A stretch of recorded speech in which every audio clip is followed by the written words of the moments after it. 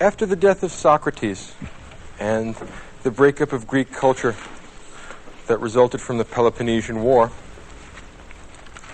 Socratic philosophy went into a decline and fragmented into several pieces. And the fragments of Socratic philosophy make up the body of Hellenistic philosophy. What I mean by Hellenistic philosophy is the subsequent developments of Greek philosophy, which take their cue from the Socratic approach to philosophy. Yet, they don't have all the component parts of Socratic philosophy. They usually lack the wit. They almost always lack the poetry. Occasionally, they absorb some of the ethical doctrines or epistemological doctrines, but the ones who come after Socrates never really live up to the Socratic ideal. The three main fragments that Socratic philosophy breaks into are called Stoicism, Epicureanism, and Skepticism. And these are the most important Hellenistic outgrowths from Socratic philosophy. And since Rome, the Roman Empire in particular, is the political entity which ultimately dominates the Mediterranean basin and absorbs and inherits the tradition of Greek philosophy, most of the Hellenistic branches of philosophy are developed in connection or with reference to either politically or intellectually with Roman culture. And the first of these developments is hedonism, or Epicureanism, named after a guy named Epicurus. And what Epicureanism says is that pleasure is the only good, and that the happy man is the one that has a great many pleasures, but no corresponding pains. And there is potentially a way of deriving that from Socratic philosophy. If you would take the idea of Socratic truth, a man who drinks a little bit in order to get a certain degree of pleasure, but then not so much as he will cause himself a hangover or cause himself some corresponding pain, is being prudently Socratic, picking and choosing his pleasures in such a way that he does not generate any corresponding pain. You can see possibly how people who were not entirely developed, who were not entirely committed to the Socratic conception of the soul and of virtue, might want to derive that sort of justification in the pursuit of pleasure from the Socratic dialogues. A second alternative, again a minor alternative, fragment of Socratic philosophy is called skepticism. Socrates, throughout most of the dialogues, I would emphasize the word most rather than all, says that he doesn't know anything. Part of the Socratic irony is this posture of acting as if he's really an ignorant man, when in fact he is wise, in saying that he knows nothing, and thus never trying to teach people by directly making declarative sentences. For the most part, Socrates teaches by question and answer. Socrates helps people to articulate and to realize what's already buried within their soul. When Socrates does that, when he's in that skeptical mode, he says, I myself know nothing, all I do is inquire into things. I'm the eternal inquirer. I'm the patron saint of rational inquiry. And it's possible to see, particularly within the context of the Roman Empire, how skepticism might develop from that Socratic stance of knowing nothing. Remember that the Roman Empire is a heterogeneous mix of peoples and cultures and religions and philosophical positions. And after being forced to encounter one cosmogonic myth after another, one theory of religion after another, one theory of morals after another, sophisticated Romans, sophisticated Hellenistic thinkers might well come to the conclusion that Lucian the Skeptic did, which is that no one really knows the right path. No one even knows if there is a right path. The best we can do is say that the pretensions made by the various schools of philosophy are just that, pretensions. Skepticism, while it may be rather negative, is at least right. We can be certain about what we do not know. Right? And it's possible to see how someone, especially someone that was terribly frustrated with the attempt to obtain final, absolute knowledge, might resort to skepticism as a kind of easy way out, a way of avoiding the burden of Socratic inquiry. The third and most important development in Hellenistic philosophy is called Stoicism. And Stoicism is probably the greatest and most interesting achievement of the Hellenistic philosophers. And while it never achieves the poetic and intellectual grandeur of the Socratic synthesis, of the Platonic overarching system which makes statements about the entire human condition, Stoicism is, in fact, a noble philosophy, an excellent philosophy for silver men, for those spirited men in the Republic who are going to be our guardians. It's an excellent philosophy for military men. It's an excellent philosophy for people that are going to be practical politicians if they intend to be virtuous, if they intend to pursue the public good. And Stoicism is characterized By a rejection of pleasure as the standard of human happiness and human felicity, Stoicism takes the position that the wise man, the good man, the philosopher, is a man who lives in accordance with nature. He fears only abdicating his moral responsibility. He is not afraid of pain. He is not afraid of death. He is not afraid of poverty. He is not afraid of any of the vicissitudes of the human condition. He fears only that he should let himself down and that he should be less than a complete human being. According to the Stoics, and there are a number of Stoics, 2 or 3 or 4 or 5 that actually develop the doctrine, and all the doctrines are quite similar. The only matter of concern to a wise and philosophic individual is things completely under your control. You can't control the movements of the sun and the planets. You can't control whether a leaky ship sinks or makes it to port. You can't control the weather. You can't control other people. You can't control the society around you. There's only one thing and one thing only that you are in control of, and that is you. Your will, your intentions, yourself. In other words, the wise man, the truly philosophical man, is the man who is entirely in control of his own soul, who takes utter and complete moral responsibility for his actions, and is indifferent to everything else, not because he doesn't care about other people, not because he doesn't care about the felicity of the entire human species, but because it's not under his control. There's no use wondering or worrying about what tomorrow will bring, since tomorrow isn't under your control. Do what's right today, and let tomorrow take care of itself. The Stoic philosopher is the man who has liberated himself from fear. He's not afraid of death. He's not afraid of pain. He's not afraid of other people's dismissal as a fool. The only thing he cares about is that he should meet his moral obligations. Ralph Waldo Emerson once said that greatness is the perception that virtue is enough. Here's an elegant and beautiful line, and he might well have stolen that from one of the Stoics, because all of the Stoics basically believe that. Virtue, moral virtue, an organized soul which pursues rationally the ends which are good for all human beings. That's the Stoic conception of virtue. They finally understand their greatness consists in the fact that they perceive that virtue is enough. We do not need wealth. We do not need sexual gratification. We do not need life itself. If moral virtue tells us that we must die in the pursuit of some good end, the protection of our family, the protection of our home, the protection of the innocent, in the doing of right, nothing should be spared, not even our lives. The Stoic wise man is a man who has trained his soul, trained his mind, so that he is not afraid of apparent evil. He is only afraid of real evil. He is afraid of losing control of his soul. He is afraid of being a slave to lust, to desire, to emotion. The Stoic man is the honorable philosopher, the man who stands at his duty and is steadfast and serious-minded.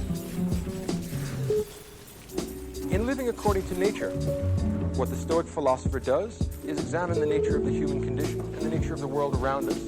He discerns his position in nature, he discerns the kind of creature that he is, and he lives in such a way as not to disgrace himself, as not to be less than what he truly could be.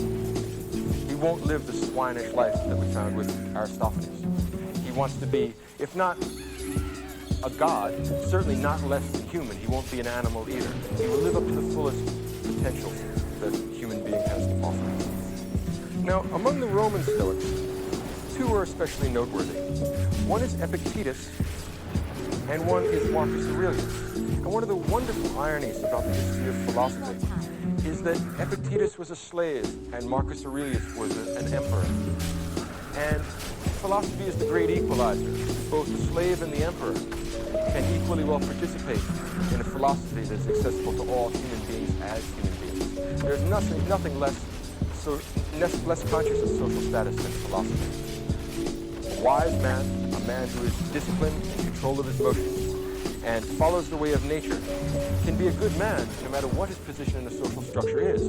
He is not responsible for the social structure, and it is not his problem. If the gods or nature or whatever is controlling the world makes you a slave, then be a good slave. If God or nature or whatever is controlling the world makes you an emperor, then be a good one. Your job is not to disgrace yourself and live up to the highest potentials of human beings. The most interesting of the Stoics is Marcus Aurelius. Lord Acton, the great English philosopher and historian, once said that power corrupts, and absolute power corrupts absolutely. And that's generally speaking true. The difficulty with that generalization is Marcus Aurelius. Marcus Aurelius was an absolute ruler. He was a ruler of the Roman Empire. He was an emperor. He had absolute power of life and death over everyone in the known world. I don't mean everyone in the world as we know it today, but everyone in the world as the Romans would have known it. They don't know about China or have a very attenuated conception of the Eskimos. For them, the world is the Mediterranean basin, and Rome owns it. And Marcus Aurelius owns Rome, essentially. His word is law. Now, for almost all the Roman emperors, they lived scandalous lives and they disgraced themselves. They were much more concerned with indulging their sensual appetites, satisfying their passions, flying into rages. Marcus Aurelius is the standing exception to that, and the exception to Lord Acton's generalization. In his case, power didn't corrupt. Absolute power did not corrupt absolutely. Instead, absolute power allowed us to see what the man underneath the body is really like. It allowed us to find out what Marcus Aurelius' soul is like. Imagine a man for whom all the restraints of law and custom and political order are taken away. He can have whatever he wants. If a man under those circumstances behaves well, you know something about the soul underneath, because no external constraint is making him do what he is doing. And Marcus Aurelius is the one example of an absolute ruler who behaves himself in such a way as not to disgrace himself. It's an amazing temptation. Imagine what it's like. Stop and put yourself in that place for a second. Marcus Aurelius takes the throne in 161 AD and he dies in 180 AD. 19 years controlling the entire world. He can have all the money in the world. That's not an exaggeration. All the money in the world. If he wants it, he can just collect it all. The body. He can have sex with anyone he wants, whenever he wants, under any circumstances. If he wants to get drunk, he can have wine brought in by the boatload, infinitely, forever. He can go on a drunk now and stay drunk for the next 19 years until he dies. Imagine anything that the bronze, desiring, emotional, irrational parts of your souls want. And now imagine that you can have it. Now, under those circumstances, imagine that you are forced to bear with this human condition for 19 long years. Now ask yourself, give a show of hands, stop and think about it for a minute. How many of you would fail to disgrace yourself? To tell you the truth, I don't think that I could meet the challenge. If you're honest about it, and stop and think about what kind of a man it takes to bear up under those circumstances, I think you'll have to admit, or at least I'll have to admit, that he's a better man than I am. And that in this respect, over the centuries, Marcus Aurelius serves as a standing reproach to our self-indulgence, a standing reproach to the idea that we are unable to deal with the circumstances of human life. If you can deal with temptation at that level, I cannot imagine what is outside the human potential. And for the Stoics, we must remember that any virtue which is accessible to any human being is in principle accessible to all of us. We all have a rational nature which allows us to control our feelings, control our behavior, control our connection to other people. Compared to Marcus Aurelius, we have tiny little temptations. We're tempted to steal a little thing. We're tempted to cheat on our income taxes. We're tempted to cheat on our spouses. Marcus Aurelius has that sort of temptation magnified 1,000-fold.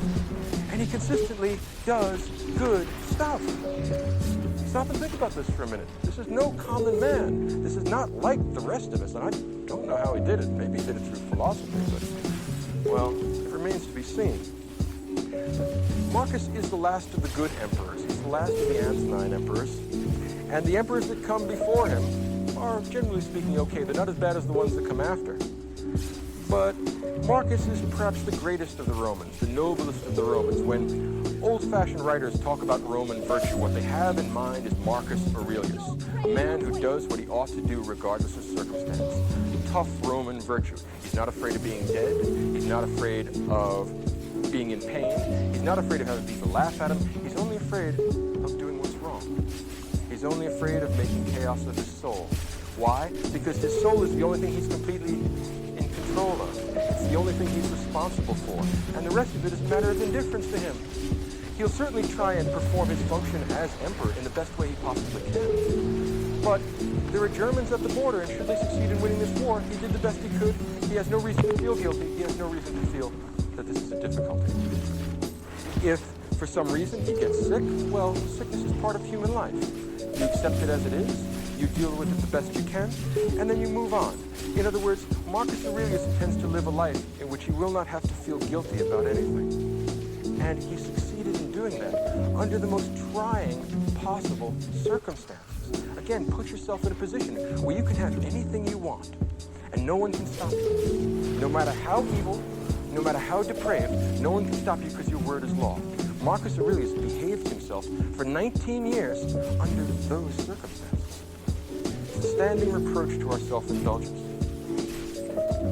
The kind of things that Marcus Aurelius writes are not meant for publication. Let's think about this a little further. Marcus wrote this manuscript without intending to have it published. After his death, he wanted to have it burned. Some philosophically inclined, bookkeeper, librarian, aide-de-camp, or whoever it is that picked this up, said, no, we just can't throw this out. We cannot lose the memory of such a great man, and we can't lose the sort of meditations that he created. He wrote a book called Meditations, and it's a book to himself that's not intended to be published. What sort of a man writes a book to himself? What sense does that make? Think about it. The nature of a book is communicating something, and we would think we would communicate it to some reader. But this is not going to be published. It's written to himself. What makes a man write a book to himself? And there's a very deep answer, I think, here. Marcus Aurelius writes a book to himself because he's the loneliest man in the world. He has no friends because he has no equals. Think about a man breaking himself on the rock of an impossible virtue. He has no equals. Everyone he talks to wants something from him. He is the emperor of everything in the world. He owns it all. Everything he says immediately gets done. He has absolute life and death power over everyone.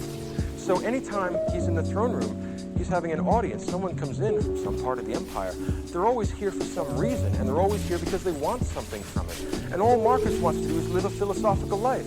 But he happens to have had the misfortune to be born the emperor of Rome. What a pity. So he has to deal with these self-centered, swinish people all the time, and it's his responsibility to do good for them, to give them justice, to give them both examples of virtue and virtuous laws and virtuous decisions. And the weariness of it gets to him after a while.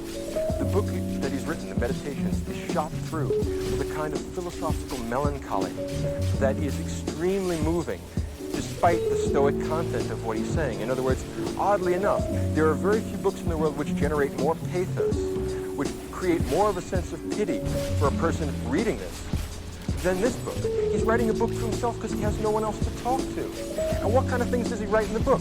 Moral maxims. And he has 2 or 3 ideas. So it's about 100-odd pages, but he says essentially the same thing again and again and again. Why? He has nobody to talk to. That limits the scope of his conversations. And he's constantly trying to remind himself that, look, although the people you're dealing with are corrupt, evil, and depraved, it's your job not to get angry with them, but to try and teach them and morally improve them. If you can't morally improve them, at least put up with them. Because the gods have created us social animals. And it is part of the mark, or it is the mark of a philosophical man, that he should return benefits for harm. Because those that would harm other people do not live the philosophical life. Those that don't want the ultimate good for themselves and for society do so because they don't know any better. Marcus has not only political power, but wisdom. And in that respect, he's the only example in the Western tradition of any ruler who even remotely approximates Plato's philosopher king. And he has some of the qualities that Plato thought the philosopher king would have. He is totally disdainful of wealth. Why? He owns everything. What would it be like to own everything from England to Egypt? Well, the idea of accumulating more stuff becomes less and less interesting if you stop and think about it. And if you can have sex with, say, 1 million people, the million at first has very limited attraction. And at that point, he stops to think, and he says, I will do my best to constantly do what I ought to do. And there is a sort of whistling in the graveyard tone to this book. He is, in some respects, an enormously lonely man, and in some respects, an enormously sad man. There's a melancholy in this that's terrifically moving. And yet, we ought not to pity Marcus Aurelius, because if he looked at our lives, he would pity us. Pathetic creatures that we are, we don't even meet his standard of virtue, and we're pitying him. Think about the irony of that. He said, well, I'd pity you back if I didn't think that was disrespectful. think about what it takes to be something like Marcus Aurelius, we shall not see his light again. In the book itself, he has all kinds of intriguing and caustic, if you will, moral maxims. He says things like this: soon you will have forgotten all things, and soon all things will have forgotten you. In other words, don't get overwrought. You're angry with this guy just because he didn't do what he was supposed to do. Ask yourself how many of the people that are working for you are doing what they're supposed to do. Soon, you'll have forgotten all this because you'll be dead. And soon, all the people who know you, they're going to be dead too, and they'll have forgotten you. And so what's the point of being mean to people? Now imagine the kind of philosophical self-restraint we're talking about here. This is a guy who can chop everyone's head off if he gets sufficiently angry, so he never does. Remarkable, remarkable. So Marcus Aurelius is a man who constantly, in his book, is writing short 1- and 2-line epigrams that essentially say things like, don't lose your temper with these people, Marcus, you know how they are. Marcus, it's not your fault that they're stupid. You tried to teach them, and you can keep on trying to teach them, but if Socrates is a good man and they killed him, what do you expect him to do to you? On the other hand, Marcus Aurelius is willing to rule the Roman Empire for the same reason that the Platonic philosopher King is. If he gives up, somebody worse is going to take the job, and you know what happens then, right? He'd much rather just go home and read his books. He doesn't want to listen to this stuff. But he says, well, the gods put me here. I didn't ask for this job, but I can't very well give it up. I'd be abdicating my responsibility to other people. Imagine the bad laws and bad emperors were going to get after me. Or should I give the job up now or stand here until the gods are good enough to relieve me of my post? In fact, that's the metaphor he uses all the time. The gods have put you on guard over the Roman Empire. Everyone else is sleeping. Stay where you are and stay awake, elsewise God knows what's going to happen. Marcus Aurelius is constantly whistling his way through the graveyard, trying to tell him that this is a very happy life, that he loves being a philosopher, and he particularly loves the particular portion of reality the gods assigned to him. Now, I think that everyone believes this except the people that read this book, which perhaps is why it wasn't supposed to be published, because when you look at this, you see a terrifically lonely man, a man of immense moral heroism, who has no shoulder to cry on, who disdains crying because what's the point of crying? We must live in accordance with nature. Now here's the natural condition of human beings. They get born, all kinds of stuff happens to them, and they die. Marcus's maxims with reference to that are A, stop complaining. There's nothing to complain about because there's only two kinds of things. There are the kinds of things you can control, and there are the kinds of things you can't. If you can't control it, complaining about it is stupid and a waste of time, and I don't want to hear any more about it because you can't control it, so what's the point of talking about this? Or you have the other kind of thing, the kind of thing you can control, like your intentions, like your behavior, like your actions. And since you can control them, who do you expect to help you out except yourself? Stop complaining about that too. So whether it's the kind of thing you can control or it's the kind of thing you can't control, Marcus Aurelius does not want to hear any complaints, and he does not want to hear any excuses because there are no excuses to give. Now, that's easy enough to say, and a lot of people think that other people should be this way. Right? Have you noticed it? Like, you can't help but admire this guy. Like, every one of us, I bet, in this audience said, wow, what a great guy. I wish I knew him personally. No, you don't. Think of what he'd think of you. You really don't want to know this guy. Imagine working for him. Oh, please. No, this guy is never going to be satisfied. And if he is satisfied, he's not like he's going to give you applause. He's going to say, well, you're doing what you ought to do. No compliments for you. You're doing what you ought to do. You don't need any reward beyond that. You're living like a philosophical man, which is a reward in itself. Virtue is its own reward. You're virtuous. What do you want from me? Back to work. And of course, if you're not virtuous, you are pretty much what he expects human beings to be, you swine. And what's unnerving about this is that there's not the slightest taint of hypocrisy in it. He not only says this stuff, he acts this stuff. He not only talks the talk, he walks the walk. He does it. And he does it under worse, more difficult circumstances than you fail to do it. And yet he still likes us. In other words, he still go out of his way to help us out. If he were the judge in a court of law, he would still give us justice, even though we have done nothing to deserve it. As a matter of fact, what's the line from Hamlet? If we gave every man his deserts, who would escape a whipping? Marcus Aurelius would. That's part of the problem with Marcus Aurelius. There's nothing quite like this guy in the whole history of the world. Marcus Aurelius says things in his book like, human beings are social animals. Either teach them or put up with them. The kind of thing that a man has to remind himself of, I imagine. Or Marcus says in another passage, are you weary of enduring the bad men of the world? The gods aren't, and they made them. Are you really weary of enduring the bad men of the world? especially given that you're one of them? Dreadful, powerful, caustic, ruthless analysis of himself and others. He pulls no punches. He is an honest man, and how many honest politicians are there in the world? I mean, it's been some time since we had one leave us literary remains, and here we certainly do have one. The Stoics put together an important and I think worthwhile idea, particularly in this day of international politics, and that's the idea of a cosmopolitan political philosophy. There's few people as cosmopolitan, as lacking in provincial qualities as Marcus Aurelius. The Stoic wise man has made his life consistent with nature, and nature is universal and everywhere, and it exists in every place, in every time. So the Stoic man is never any place but home. His polis is the cosmos. That is what makes him cosmopolitan. In ancient Greek political theory, you were a citizen of one political polis, of one particular polis, one particular city-state. You were an Athenian or you were a Spartan. The Stoic wise man is cosmopolitan. Wherever he is, he lives in accordance with nature. Whatever he does what he knows to be right. What difference does it make whether he's in a jail cell or in a palace? As Marcus Aurelius put it in a beautiful epigram in the book, even in a palace it is possible to live well. No excuses. Don't tell me that it's because of temptation. That won't go over.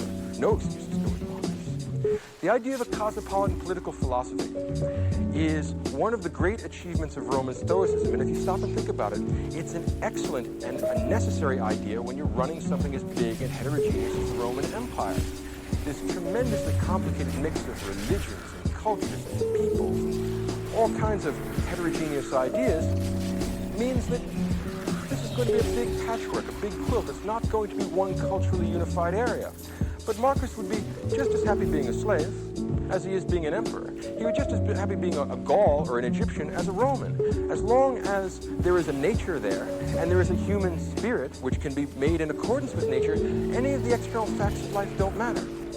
And now for the first time we can perhaps see why the Roman Stoics have a reputation, to some extent deserved, of being kind of harsh, cold, unfeeling men. Because there's nothing to worry about. And it's hard for them to sympathize with the fact that other people are worried about things that they regard as trivial or not worth worrying about at all. Many of us worry about sickness. Well, Marcus Aurelius will point out that all people get sick.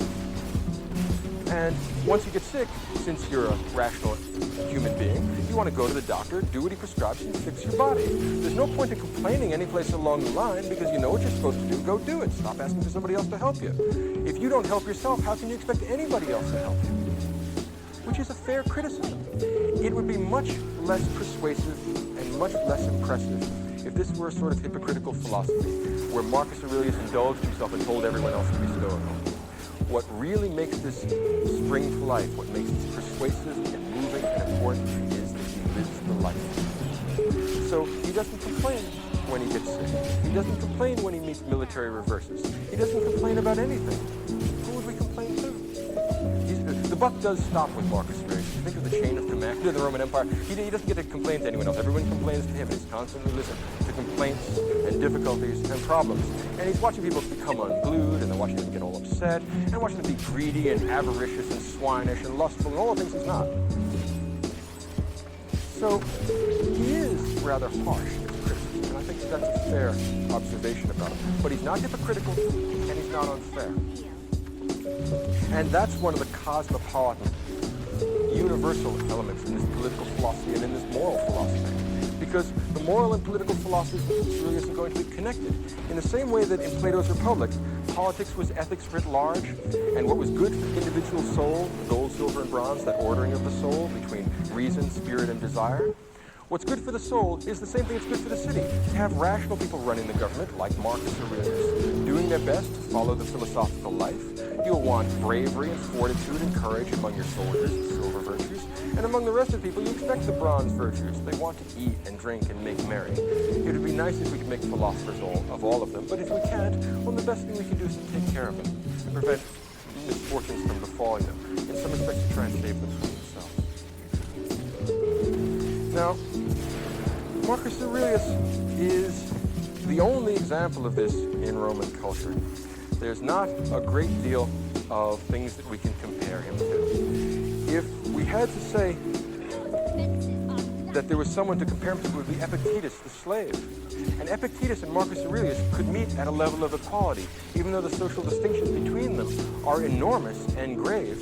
The reason why they would meet at a level of equality because they could share mutual respect, because they both understand that to have an orderly soul is the key thing in human life. And that's what makes life worth living.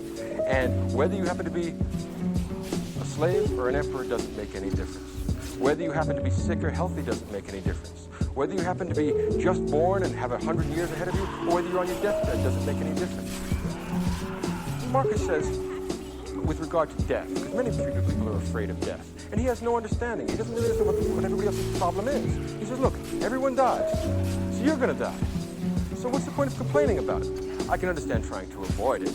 Health is a good thing, but when you're going to die, you're going to die. Don't give in to fear.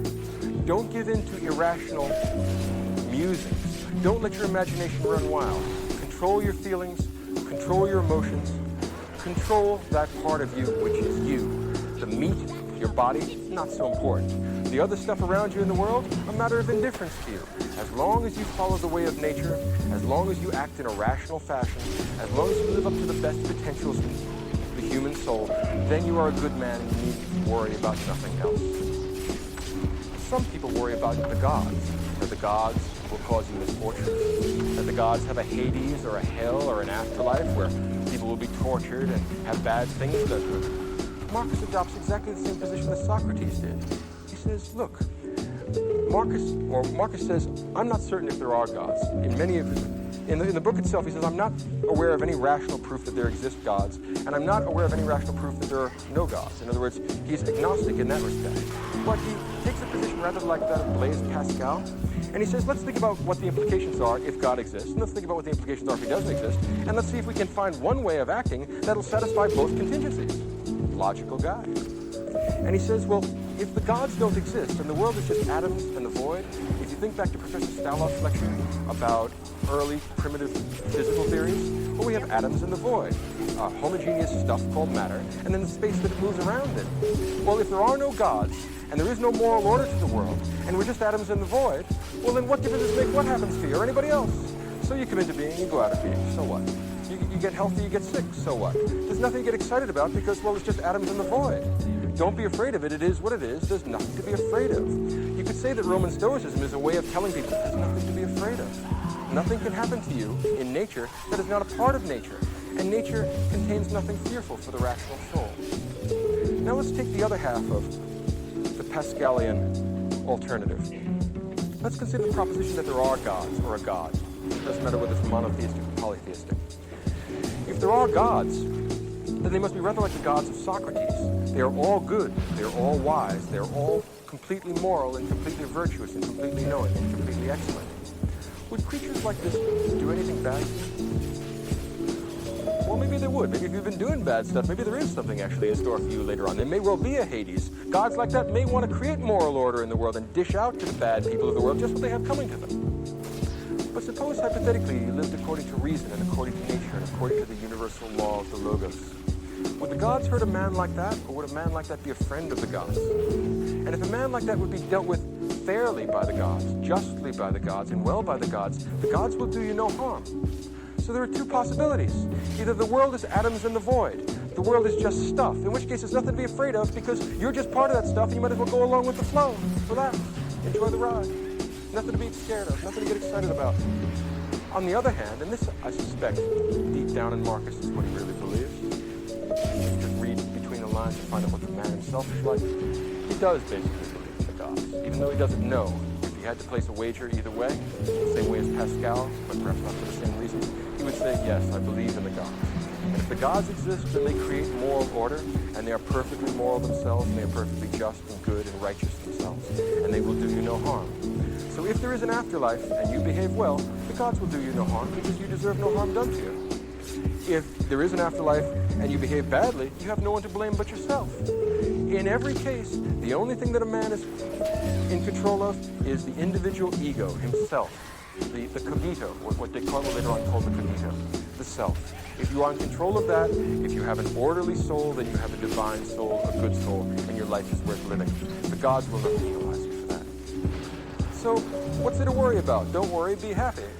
Either the world is atoms in the void, nothing to worry about. If the gods are there, well then the gods certainly aren't going to hurt you. Either way, don't worry, be happy. Do what you know you ought to do. Meet your moral obligations. In some respect, and I think that this is worth taking notes on if you happen to be here at the Kant lecture next week, or 2 weeks from now, is that the Stoic conception of virtue is an anticipation of what I will call the Kantian conception of virtue. Those of you who are familiar with the works of Immanuel Kant can recognize the single-minded and ruthless acquirement of virtue as being the Kantian conception of moral action or good moral behavior, and the Stoic conception as well.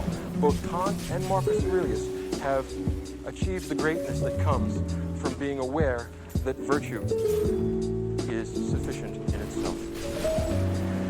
The single-minded pursuit of rationality, of justice, of temperance, of fortitude is what this book is all about. And in some respects, I feel a little bit like a voyeur in opening up a manuscript that Marcus never meant to publish.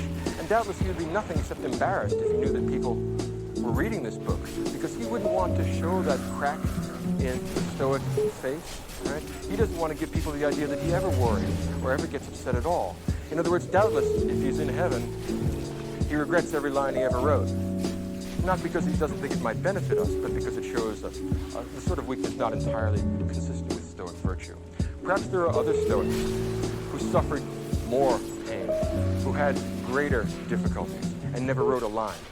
In Marcus Aurelius' view, those men would be greater than he. And whether there exist such people or not, Marcus Aurelius is a sort of standing reproach to our weakness, to our self-indulgence, to our willingness to give in to what we want, to our inclination to make excuses about things that were entirely up to us, and to try and act as if we are not responsible for our behavior. One might want to say that Marcus Aurelius is an important step in the construction of the Western conception of the self or the ego.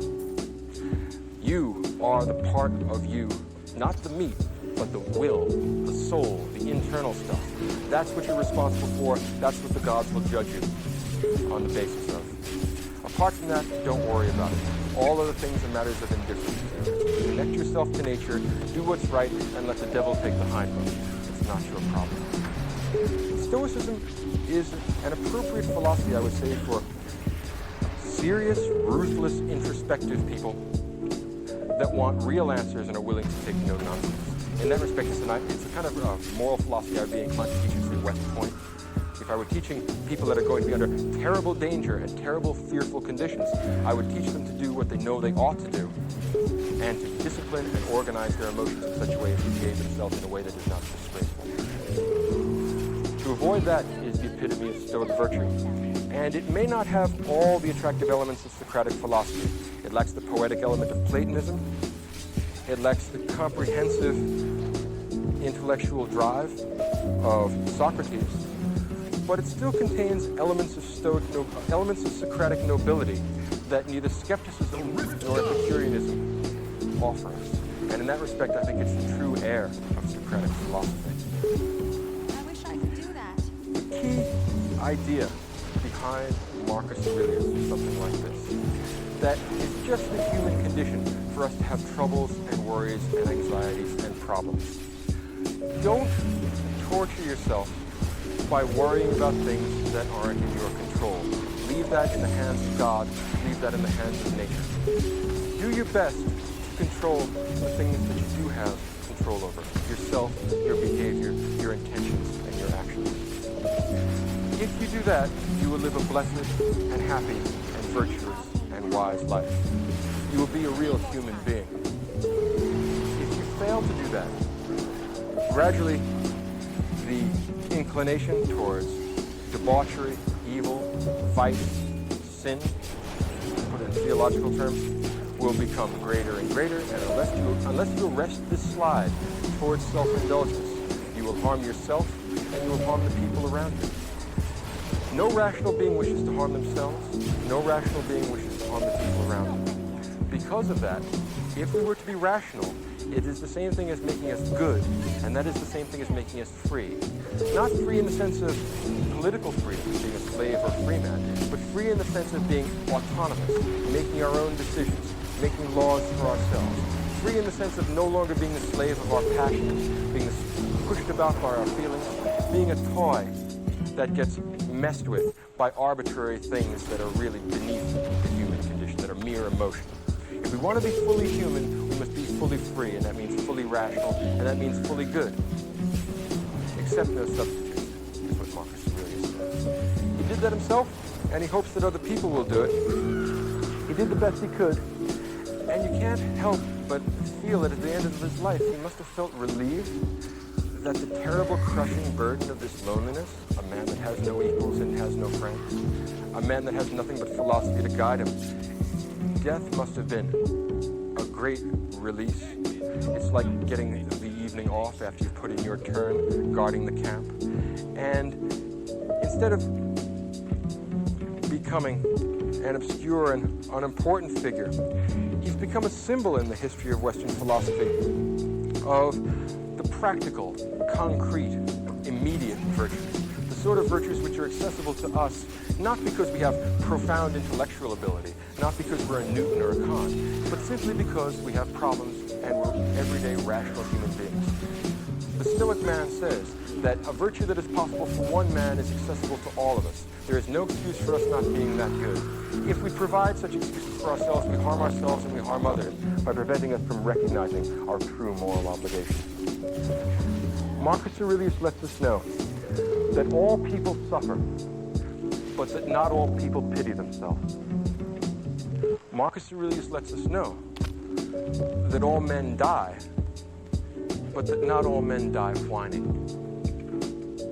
Something to think about. Take home with you and mull it over. The Concise Meditations of Marcus Aurelius. This is a summary of Marcus Aurelius's meditations. If you want to understand meditations but don't want to read it or just want a refresher, then this is for you. Meditations is essentially a scrapbook of thoughts written over a 19-year period. It's not ordered and it repeats itself frequently as ideas reoccurred to the author at different times. The Meditations of Marcus Aurelius. Translation by George Long. Narrated by Robin Homer. Book 1. Debts and Lessons.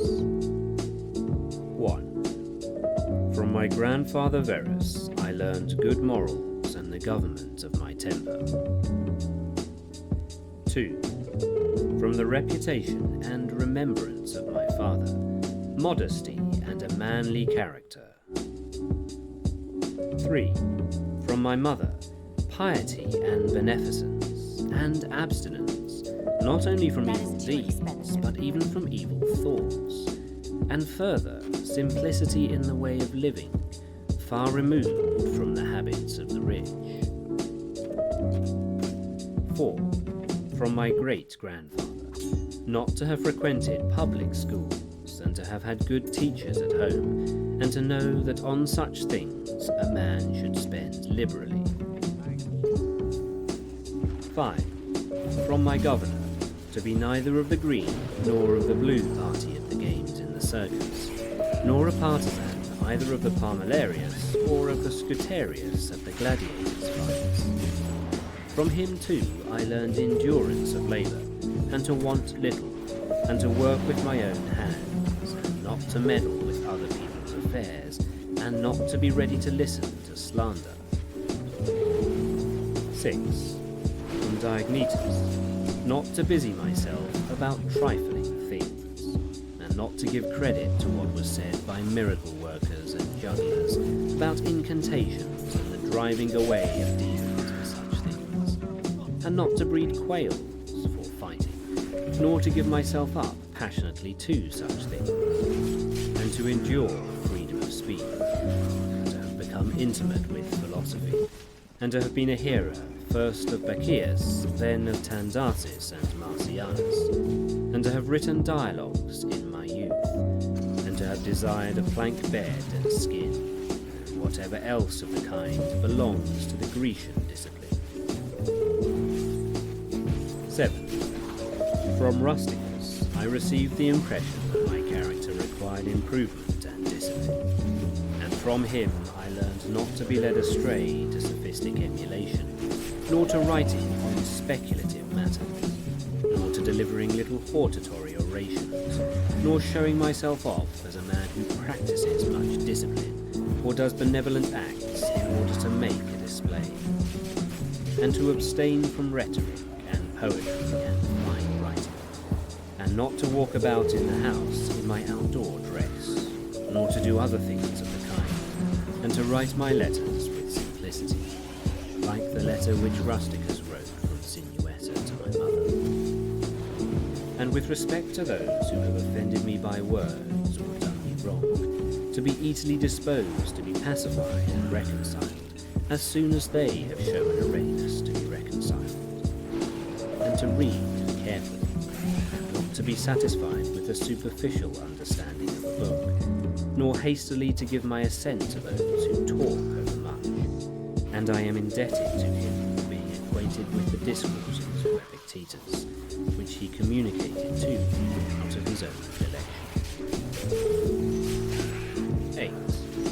From Apollonius I learned freedom of will and undeviating steadfastness of purpose, and to look to nothing else, not even for a moment, except to reason, and to be always the same, in sharp pains, on the occasion of the loss of a child, and in long illness, and to see clearly, in a living example, that the same man can be both most resolute and yielding, and not peevish in giving his instruction, and to have had before my eyes a man who clearly considered his experience and his skill in expanding philosophical principles as the smallest of his merits. And from him I learned how to receive from friends what are esteemed favours, without being either humbled by them or letting them pass unnoticed. 9. From Sextus, a benevolent disposition, and the example of a family governed in a fatherly manner, and the idea of living conformably to nature, and gravity without affection, and to look carefully after the interests of friends, and to tolerate ignorant persons and those who form opinions without consideration.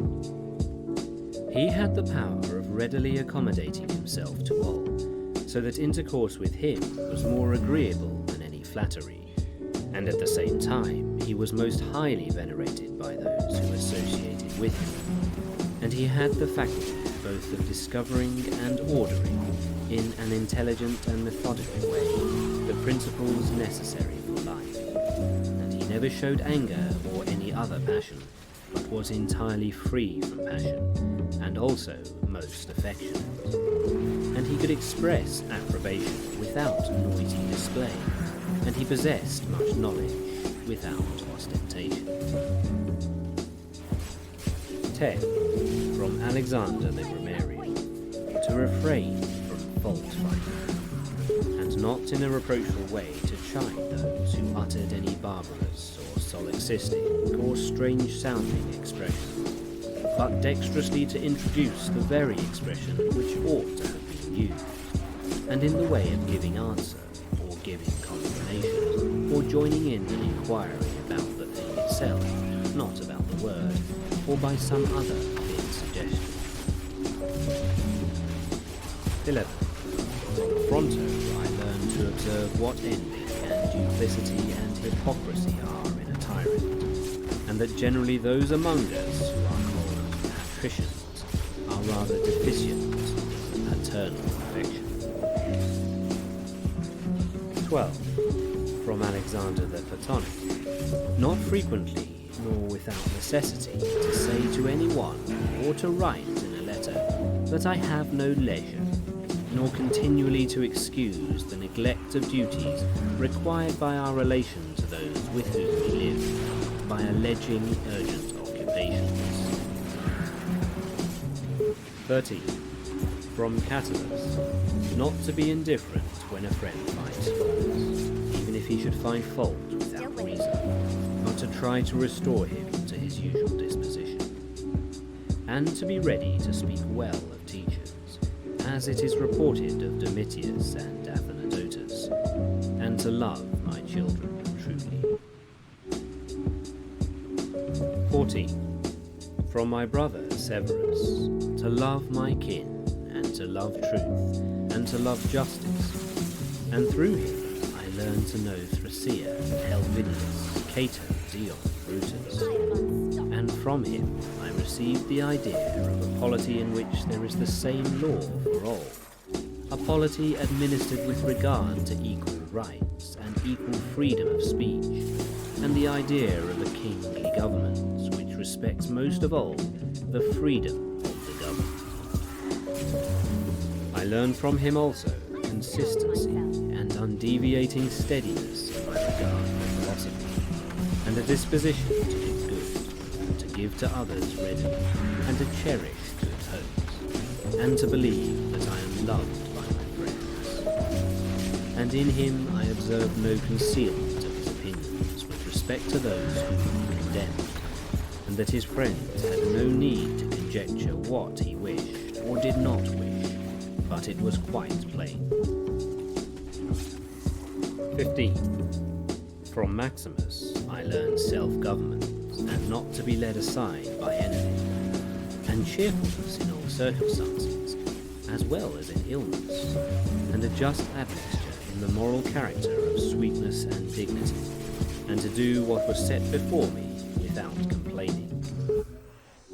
I observed that everybody believed that he thought as he spoke, and that in all that he did he never had any bad intention, and he never showed amazement and surprise, and was never in a hurry, and never put off doing a thing, nor was perplexed or dejected, nor did he ever laugh to disguise his vexation, nor, on the other hand, was he ever passionate or suspicious. He was accustomed to do acts of beneficence, and was ready to forgive, and was free from all falsehood, and he presented the appearance of a man who could not be diverted from right, rather than of a man who had been improved. I observed, too, that no man could ever think that he was despised by Maximus, or ever venture to think himself a better man. He also had the art of being humorous in an agreeable way. 16.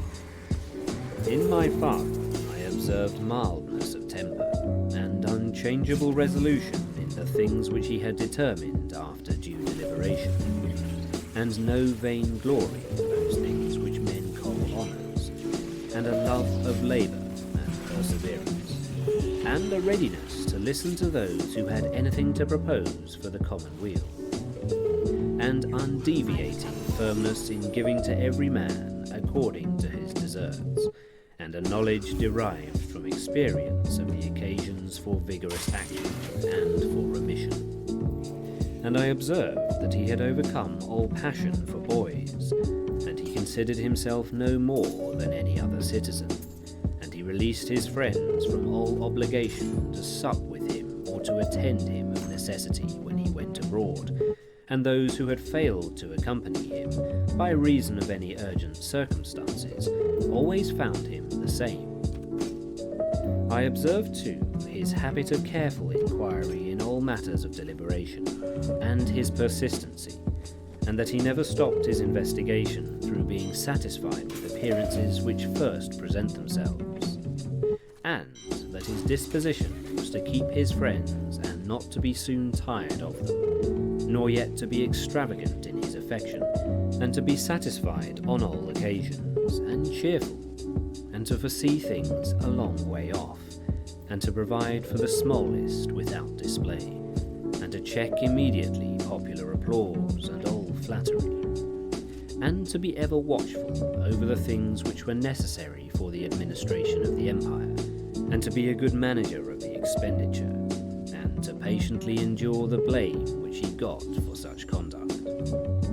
and he was neither superstitious with respect to the gods, nor did he court men by gifts or by trying to please them, or by flattering the populace. But he showed sobriety in all things, and firmness, and never any mean thoughts or action, nor love of novelty. And the things which conduce in any way to the commodity of life, and of which fortune gives an abundant supply, he used without arrogance and without excusing himself, so that when he had them, he enjoyed them without affectation, and when he had them not, he did not want them. No one could ever say of him that he was either a sophist or a homebred, flippant slave or a pedant, but everyone acknowledged him to be a man ripe, perfect, above flattery, able to manage his own and other men's affairs. Besides this, he honoured those who were true philosophers, and he did not reproach those who pretended to be philosophers, nor yet was he easily led by them. He was also easy in conversation, and he made himself agreeable without any offensive affection. He took a reasonable care of his body's health, not as one who was greatly attached to life, nor out of regard to personal appearance, nor yet in a careless way, but so that through his own attention he very seldom stood in need of the physician's art or of medicine or external applications. He was most ready to give without envy to those who possessed any particular faculty, such as that of eloquence or knowledge of the law or of morals, or of anything else, and he gave them his help, that each might enjoy reputation according to his deserts. And he always acted conformably to the institutions of his country, without showing any affection of doing so. Further, he was not fond of change, nor unsteady, but he loved to stay in the same places, and to employ himself about the same things, and after his paroxysms of headache, he came immediately fresh and vigorous to his usual occupations. His secrets were not many, but very few and very rare, and these only about public matters. And he showed prudence and economy in the exhibition of the public spectacles, the construction of public buildings, his donations to the people, and in such things. For he was a man who looked to what ought to be done, not to the reputation which is got by a man's acts.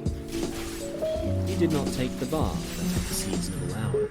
He was not fond of building houses, nor curious about what he ate, nor about the texture and colour of his clothes, nor about the beauty of his slaves. His dress came from Lorium, his villa on the coast, and from Lanuvium generally. We know how he behaved to the toll collector at Tusculum, who asked his pardon, and such was all his behaviour.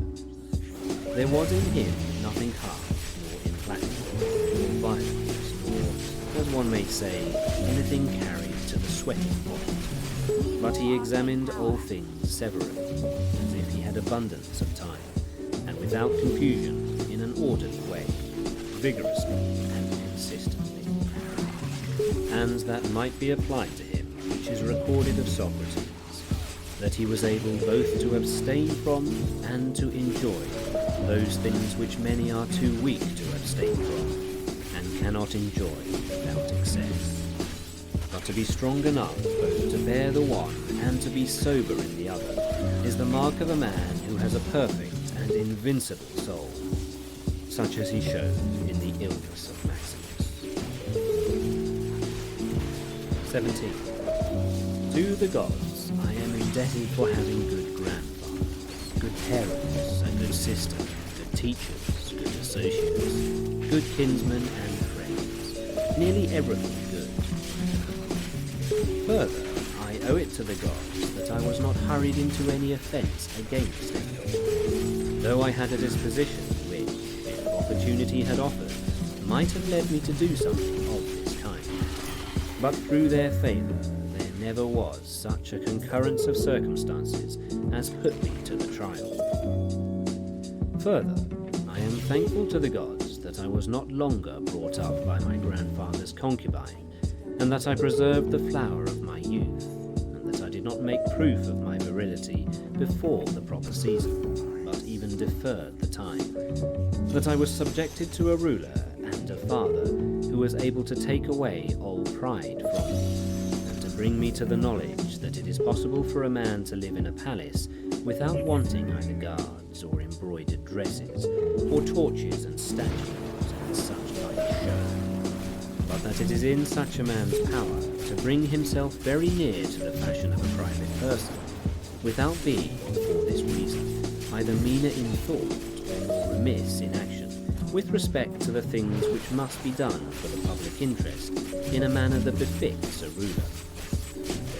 I thank the gods for giving me such a brother, who was able by his moral character to rouse me to vigilance over myself, and who at the same time pleased me by his respect and affection, that my children have not been stupid or deformed in body, I don't have enough arcane power. that I did not make more proficiency in rhetoric, poetry, and the other studies, in which I should perhaps have been completely engaged if I had seen that I was making progress in them. That I made haste to place those who brought me up in the station of honour, which they seemed to desire, without putting them off with the hope of my doing it some other time after, because they were still young. That I knew Apollonius, Rusticus, Maximus. That I received clear and frequent impressions about living according to nature, and what kind of life that is, so that, so far as depended on the gods and their gifts and health and inspirations, nothing hindered me from forthwith living according to nature, though I still fall short of it through my own fault, and through not observing the admonitions of the gods, and, I may almost say, their direct instructions. That my body has held out so long in such a kind of life, that I never touched either Benedicta or Theodotus, and that, after having fallen into amatory passions, I was cured, and though I was often out of humour with Rusticus, I never did anything of which I had occasion to repent. That, though it was my mother's fate to die young, she spent the last years of her life. That, whenever I wished to help any man in his need, or on any other occasion, I was never told that I had not the means of doing it, and that to myself the same necessity never happened, to receive anything from another. That I have such a wife, so obedient and so affectionate and so simple, that I had abundance of good masters for my children, and that remedies have been shown to me by dreams, both others and against blood-spitting and Need more giddiness, time. and that, when I had an inclination to philosophy, I did not fall into the hands of any sophist, and that I did not waste my time on writers or histories, or in the resolution of syllogisms, or occupy myself about the investigation of appearances in the heavens, for all these things require the help of the gods and nature.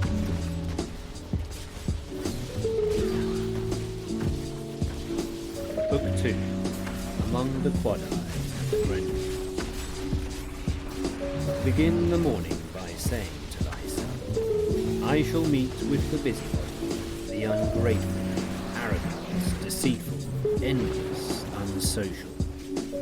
All these things happen to them by reason of their ignorance of what is good and evil. But I, who have seen the nature of the good, that it is beautiful, and of the bad, that it is ugly, and the nature of him who does wrong, that it is akin to me, not only of the same blood or seed, but that it participates in the same intelligence and the same portion of the divinity. I can neither be injured by any of them, for no one can fix on me what is ugly, nor can I be angry with my kinsman, nor hate him.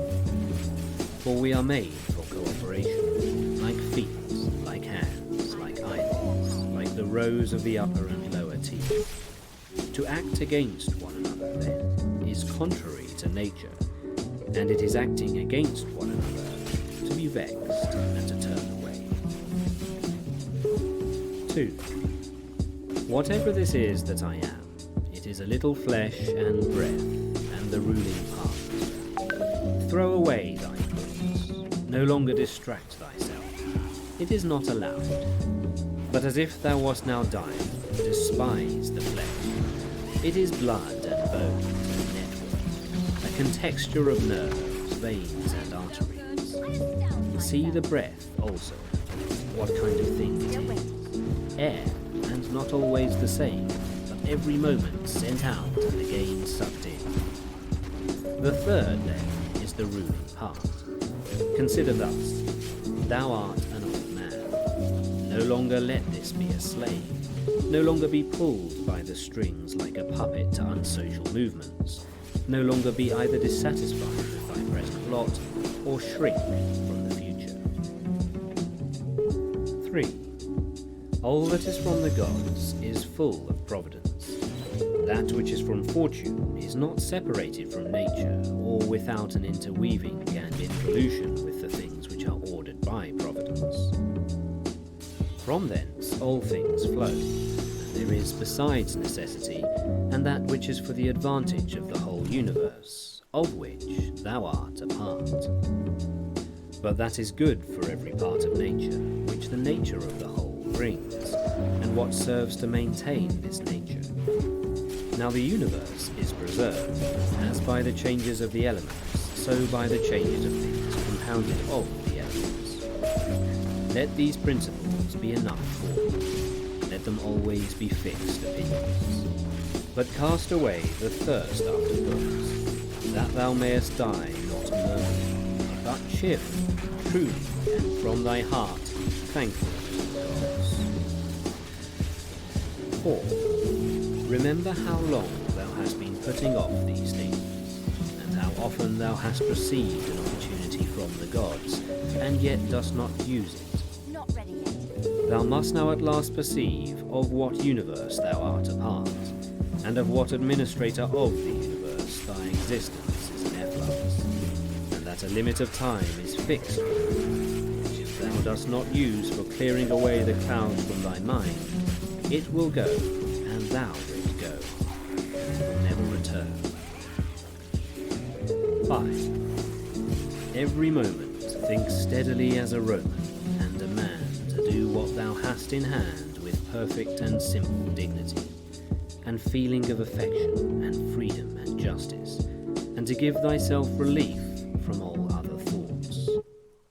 And thou wilt give thyself relief, if thou dost every act of thy life as if it were the last, laying aside all carelessness and passionate aversion from the commands of reason, and all hypocrisy and self-love, and discontent with the portion which has been given to thee. Thou seest how few the things are, the which, if a man lays hold of them, he is able to live a life which flows in quiet, and is like the existence of the gods. For the gods, on their part, will require nothing more from him who observes these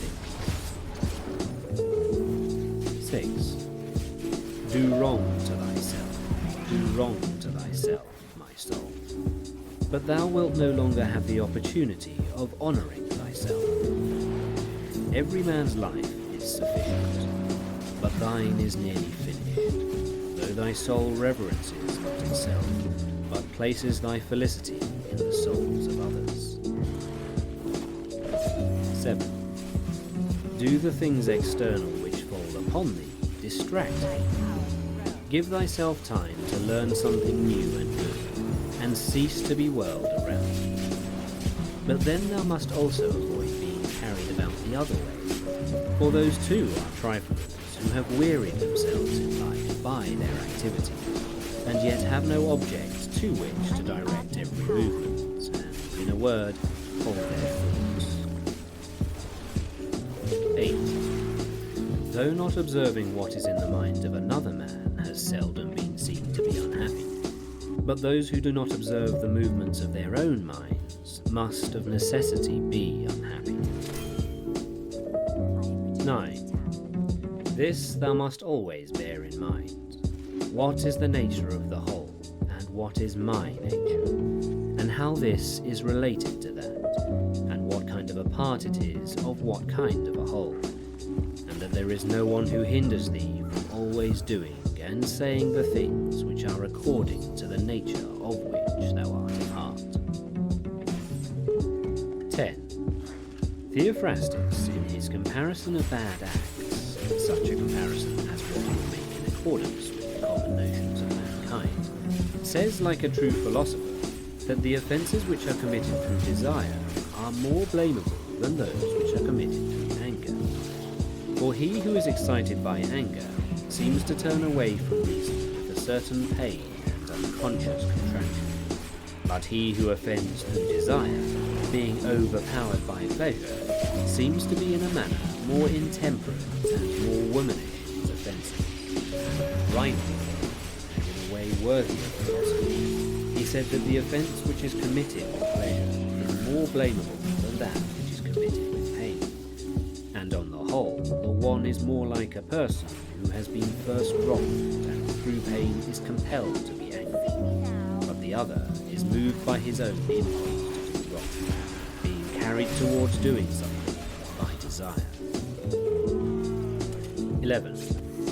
Since it is possible that thou mayest depart from life this very moment, regulate every act and thought accordingly. But to go away from among men, if there are no gods, is not a thing to be afraid of, for the gods will not involve thee.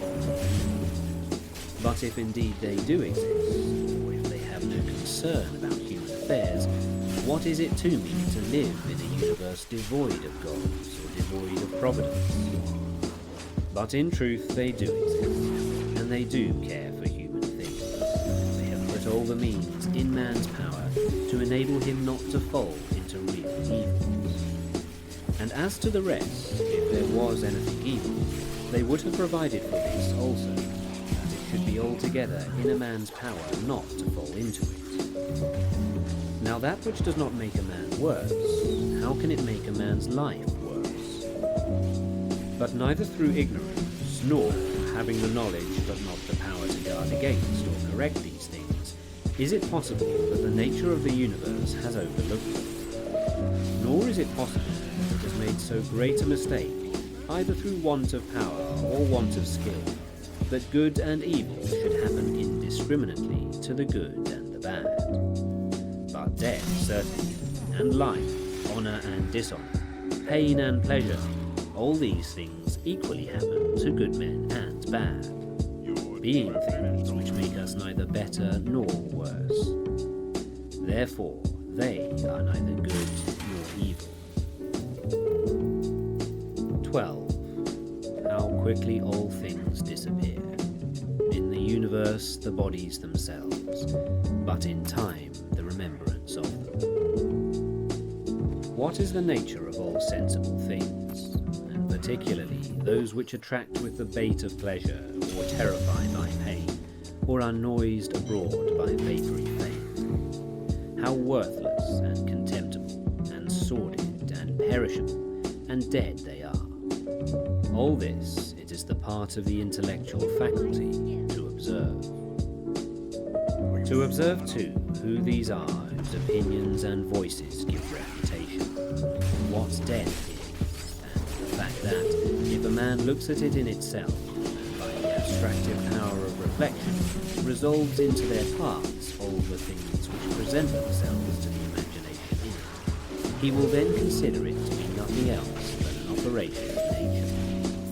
And if anyone is afraid of an operation of nature, he is a child.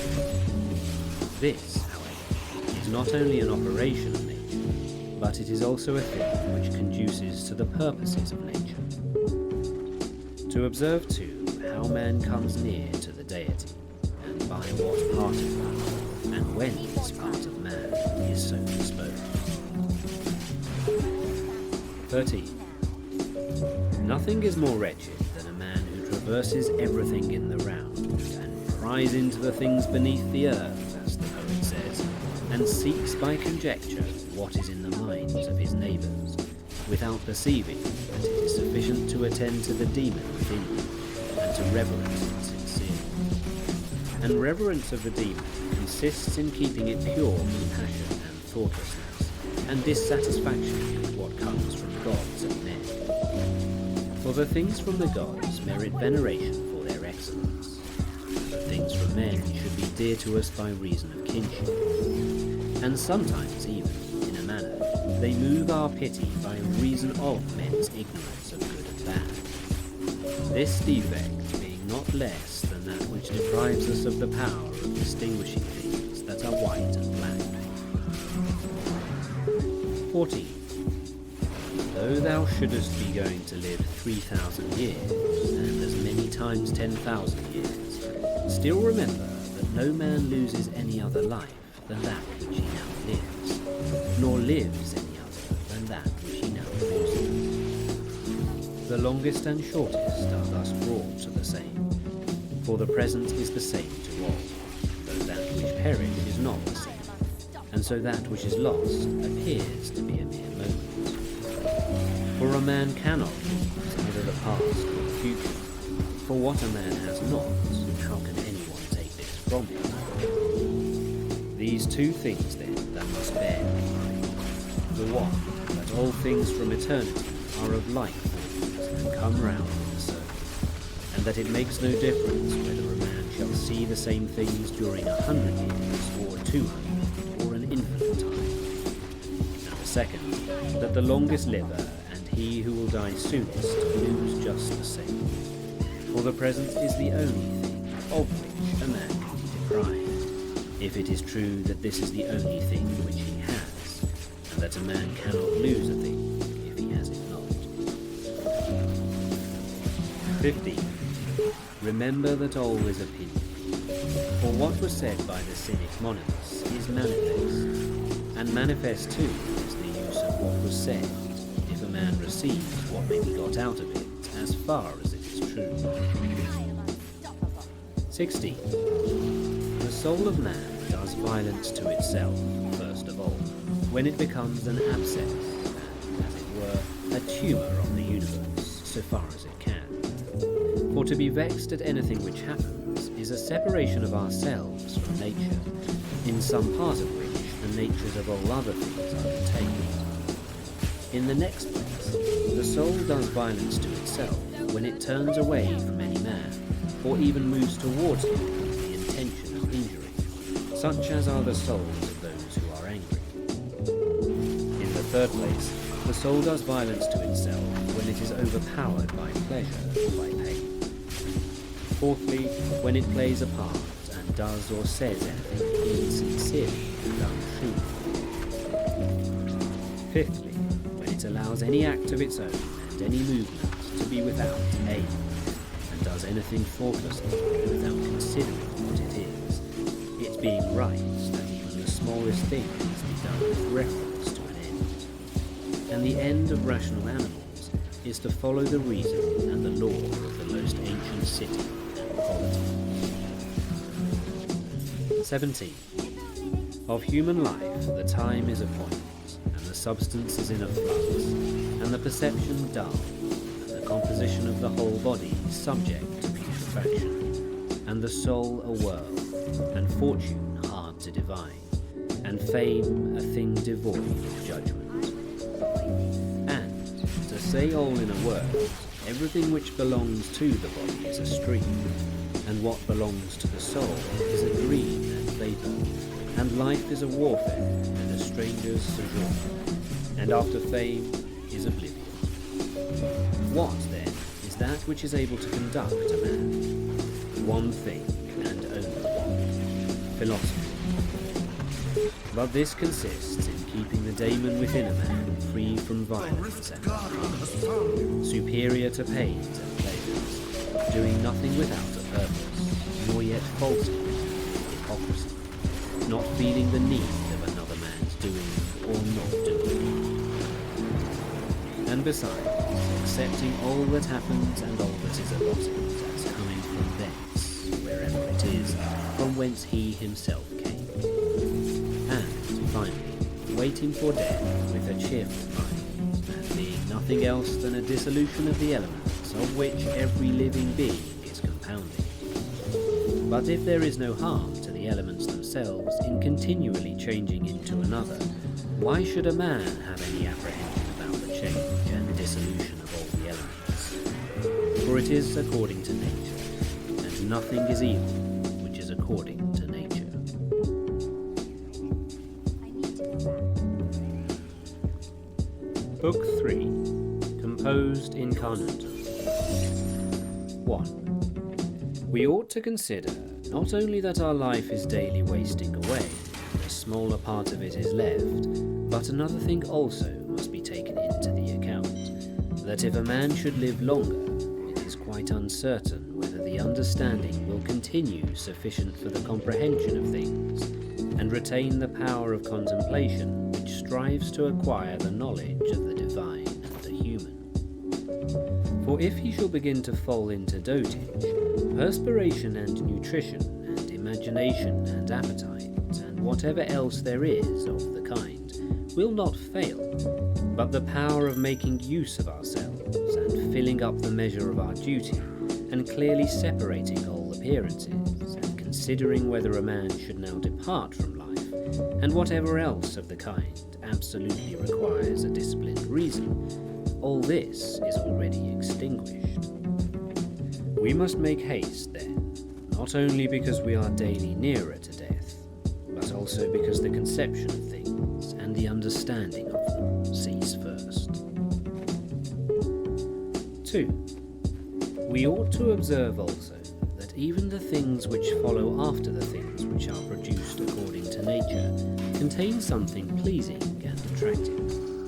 For instance, when bread is baked, some parts are split at the surface, and these parts, which thus open, and have a certain fashion contrary to the purpose of the baker's art, are beautiful in a manner, and in a peculiar way excite a desire for eating. And again, figs, when they are quite ripe, gape open, and in the ripe olives, the very circumstance of their being near to rottenness adds a peculiar beauty to the fruit. And the ears of corn bending down, and the lion's eyebrows, and the foam which flows from the mouth of wild boars, and many others. They are far from being beautiful if a man should examine them severally. Still, because they are consequent upon the things which are formed by nature, help to adorn them, and they please the mind. So that if a man should have a feeling and deeper insight with respect to the things which are produced in the universe, there is hardly one of those which follow by way of consequence, which will not seem to him to be in a manner disposed so as to give him pain. And so he will see even the real gaping jaws of wild beasts with no less pleasure than those which painters and sculptors show by imitation. And in an old woman and an old man, he will be able to see a certain maturity and comeliness, and the attractive loveliness of young persons. He will be able to look at them with chaste eyes. And many such things will present themselves, not pleasing to every man, but to him only who has become truly familiar with nature and her works. 3. Hippocrates, after curing many diseases, himself fell sick and died. The Chaldean foretold the deaths of many, and then fate caught them too. Alexander and Pompeius and Gaius Caesar, after so often completely destroying whole cities, and in battle, cutting to pieces many 10,000s of cavalry and infantry, themselves too at last departed from life. Heraclitus, after so many speculations on the conflagration of the universe, was filled with water internally, and died smeared all over with blood. And lice destroyed Democritus, and other lice killed Socrates. What means all this? Thou hast embarked, thou hast made the voyage, thou art come to shore. Get out. If indeed to another life there is no want of gods, not even there, but if to a state without sensation, thou wilt cease to be held by pains and pleasures, and to be a slave to the vessel, as much inferior as that which serves it is superior. For the one is intelligence and deity, the other is earth and corruption. I have done what I can to ensure it. 4. He always Do not waste the remainder of thy life in thoughts about others, when thou dost not refer thy thoughts to some object of common utility. For thou losest the opportunity of doing something else when thou hast such thoughts as these. What is such and such a person doing, and why? And what is he saying, and what is he thinking of? And what is he contriving? And whatever else of the kind makes us wander away from the observation of our own ruling power.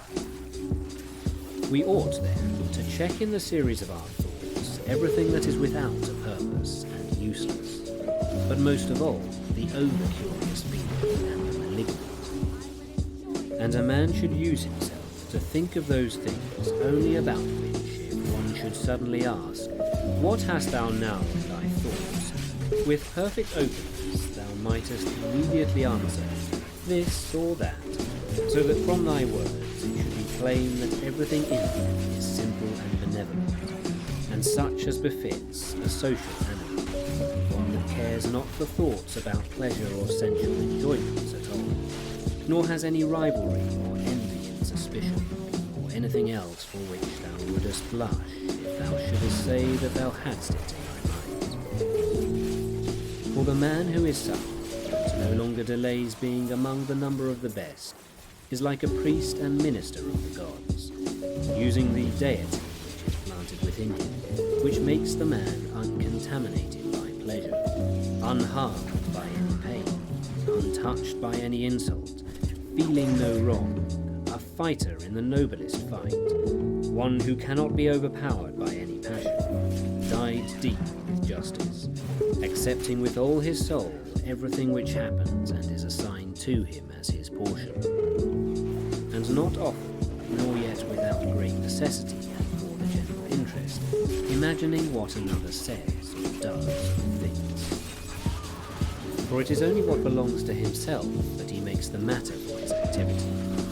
He constantly thinks of that which is allotted to himself out of the sum total of things, and he makes his own acts fair. He is persuaded that his own portion is good. For the lot which is assigned to each man is carried along with him, and carries him along with it. And he remembers also that every rational animal is his kinsman, and that to care for all men is according to man's nature. And a man should hold on to the opinion, not of all, but of those only who confessedly live according to nature. But as to those who live not so, he always bears in mind what kind of men they are, both at home and from home, both by night and by day, and what they are, and with what men they live an impure life.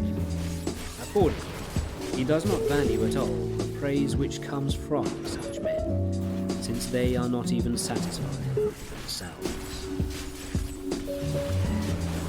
5. Labour not unwillingly, nor without regard to the common interest, nor without due consideration, nor with distraction, nor let studied ornament set off thy thoughts, and be not either a man of many words, or busy about too many things. And further, let the deity which is in thee be the guardian of a living being, manly and of right age, and engaged in matter political, and a Roman and a ruler, who has taken his post like a man waiting for the signal which summons him from life, and ready to go, having need neither of oath nor of any man's testimony. Be cheerful also, and seek not external help, nor the tranquillity which others give. A man, then, must stand erect, not be kept erect by others. 6. If thou findest in human life anything better than justice, truth, temperance, fortitude, and, in a word, anything better than thy own mind's self-satisfaction in the things which it enables thee to do according to right reason, and in the condition that is assigned to thee without thy own choice, if, I say, thou seest anything better than this, turn to it with all thy soul, and enjoy that which thou hast found to be the best. But if nothing appears to be better than the deity which is planted in thee, which has subjected to itself all thy appetites, and carefully examines all the impressions, and, as Socrates said, has detached itself from the persuasions of sense, and has submitted itself to the gods, and cares for mankind. If thou findest everything else smaller and of less value than this, give place to nothing else. For if thou dost once diverge and incline to it, thou wilt no longer without distraction be able to give the preference to that good thing which is thy proper possession and thy own. For it is not right that anything of any other kind, such as praise from the many, or power, or enjoyment of pleasure, should come into competition with that which is rationally and politically, or practically, good. All these things, even though they may seem to adapt themselves to the better things in a small degree, obtain the superiority all at once, and carry us away. But do thou, I say, simply and freely choose the better, and hold to it. But that which is useful is the better. Well then, if it is useful to thee as a rational being, keep to it. But if it is only useful to thee as an animal, say so, and maintain thy judgment without arrogance. Only take care that thou makest the inquiry by a sure method. 7. Never value anything as profitable to thyself, which shall compel thee to break thy promise, to lose thy self-respect, to hate any man, to suspect, to curse, to act the hypocrite, to desire anything which needs walls and curtains. For he who has preferred to everything else his own intelligence and daemon, and the worship of its excellence, acts no tragic part, does not groan, will not need either solitude or much company, and, what is chief of all, he will live without either pursuing or flying from death. But whether for a longer or a shorter time he shall have the soul enclosed in the body, he cares not at all, for even if he must depart immediately, he will go as readily as if he were going to do anything else which can be done with decency and order. Taking care of this only all through life, that his thoughts turn not away from anything which belongs to an intelligent animal and a member of a civil community. 8. In the mind of one who is chastened and purified, thou wilt find no corrupt matter, nor impurity, nor any sore skinned over. Nor is his life incomplete when fate overtakes him, as one may say of an actor who leaves the stage before ending and finishing the play. Besides, there is in him nothing servile, nor affected, nor too closely bound to other things, nor yet detached from other things, nothing worthy of blame, nothing which seeks a hiding place. 9. Reverence the faculty which produces opinion. On this faculty it entirely depends whether there shall exist in thy ruling part any opinion inconsistent with nature and the constitution of the rational animal. And this faculty promises freedom from hasty judgment and friendship towards men, and obedience to the gods. 10. Throwing away then all things, hold to these only which are good, and besides, bear in mind that every man lives only this present time, which is an indivisible point, and that all the rest of his life is either past or it is uncertain. Short then is the time which every man lives, and small the nook of the earth where he lives, and short too the longest posthumous fate, and even this only continued by a succession of poor human beings, who will very soon die, and who know not even themselves, much less him who died long ago. 11. To the aids which have been mentioned, let this one still be added. Make for thyself a definition or description of the thing which is presented to thee, so as to see distinctly what kind of a thing it is in its substance, in its nudity, in its complete entirety, and tell thyself its proper name, and the names of the things of which it has been compounded, and into which it will be resolved. For nothing is so productive of elevation of mind as to be able to examine methodically and truly every object which is presented to thee in life, and always to look at things so as to see at the same time what kind of universe this is, and what kind of use everything performs in it, and what value everything has with reference to the whole, and what with reference to man, who is a citizen of the highest city, of which all other cities are like families. What each thing is, and of what it is composed, and how long it is the nature of this thing to endure, which now makes an impression on me, and what virtue I have need of with respect to it, such as gentleness, manliness, truth, fidelity, simplicity, contentment, and the rest. Wherefore, on every occasion a man should say, "This comes from God, and this is according to the appointment and spinning of the thread of destiny, and such like coincidence and chance. And this is from one of the same stock, and a kinsman and partner, one who knows not, however, what is according to his nature. But I know. For this reason I behave towards him according to the natural law of fellowship, with benevolence and justice. At the same time, however, in things indifferent, I attempt to ascertain the value of each." 12.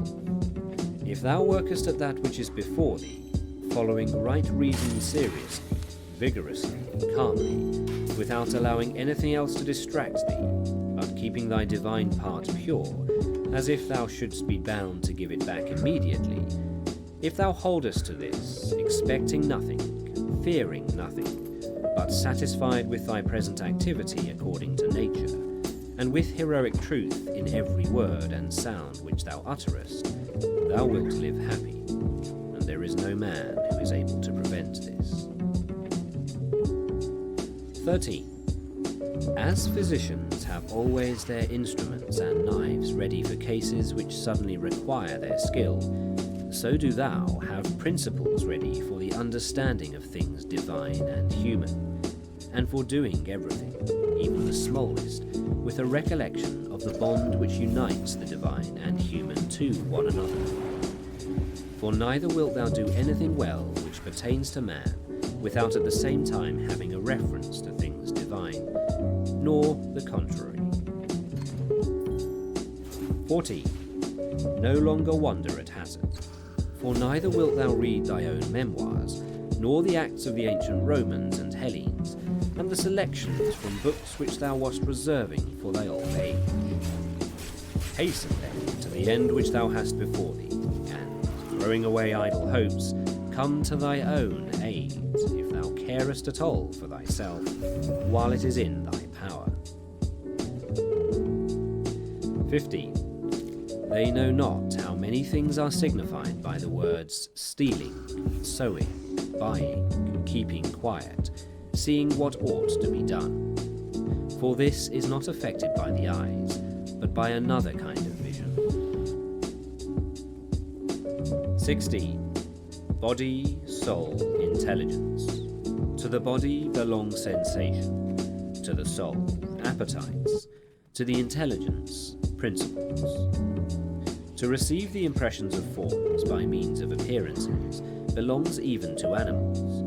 To be pulled by the strings of desire belongs both to wild beasts and to men who have made themselves into women, and to a Phalaris and a Nero. And to have the intelligence that guides to the things which appear suitable belongs also to those who do not believe in the gods, and who betray their country and do their impure deeds when they have shut the doors. If, then, everything else is common to all that I have mentioned, there remains that which is peculiar to the good man, to be pleased and content with what happens, and with the thread which is spun for him, and not to defile the divinity which is planted in his breast, nor disturb it by a crowd of images, but to preserve it tranquilly, following it obediently as a god, neither saying anything contrary to the truth, nor doing anything contrary to justice. And if all men refuse to believe that he lives a simple, modest, and contented life, he is neither angry with any of them, nor does he deviate from the way which leads to the end of life, to which a man ought to come pure, tranquil, ready to depart and without any compulsion, perfectly reconciled to his lot.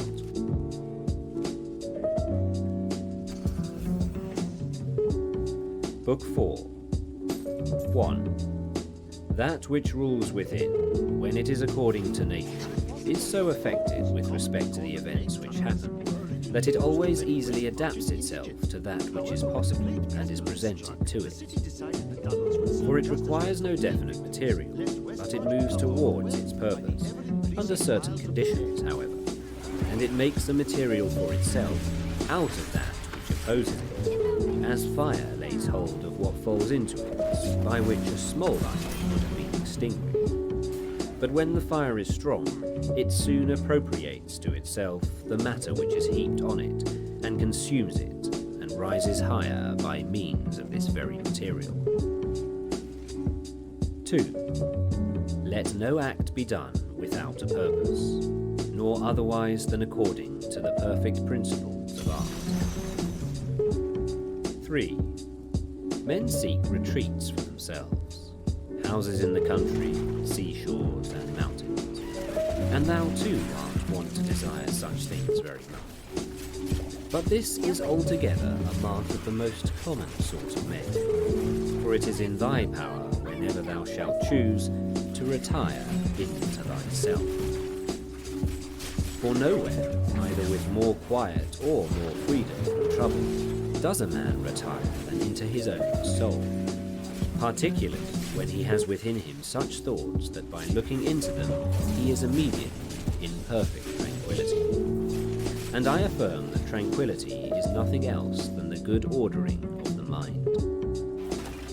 Constantly then give thyself this retreat, and renew thyself, and let thy principles be brief and fundamental, which, as soon as thou shalt recur to them, will be sufficient to cleanse the soul completely, and to send thee back free from all discontent with the things which thou returnest. For with what art thou discontented? With the badness of men? Recall to thy mind this conclusion, that rational animals exist for one another, and that to endure is a part of justice, and that men do wrong involuntarily. And consider how many already, after mutual enmity, suspicion, hatred and fighting, have been stretched dead, reduced to ashes, and be quiet at last. But perhaps thou art dissatisfied with that which is assigned to thee out of the universe. Recall to thy recollection this alternative. Either there is providence, or atoms. Or remember the arguments by which it has been proved that the world is a kind of political community, and be quiet at last. But perhaps corporeal things will still fasten upon thee. Consider then further that the mind mingles not with the breath, whether moving gently or violently, when it has once drawn itself apart and discovered its own power. And think also of all that thou hast heard and assented to about pain and pleasure, and be quiet at last. But perhaps the desire of the thing called fame will torment thee. See how soon everything is forgotten, and look at the chaos of infinite time on each side of the present, and the emptiness of applause, and the changeableness and the want of judgment in those who pretend to give praise, and the narrowness of the space within which it is circumscribed, and be quiet at last.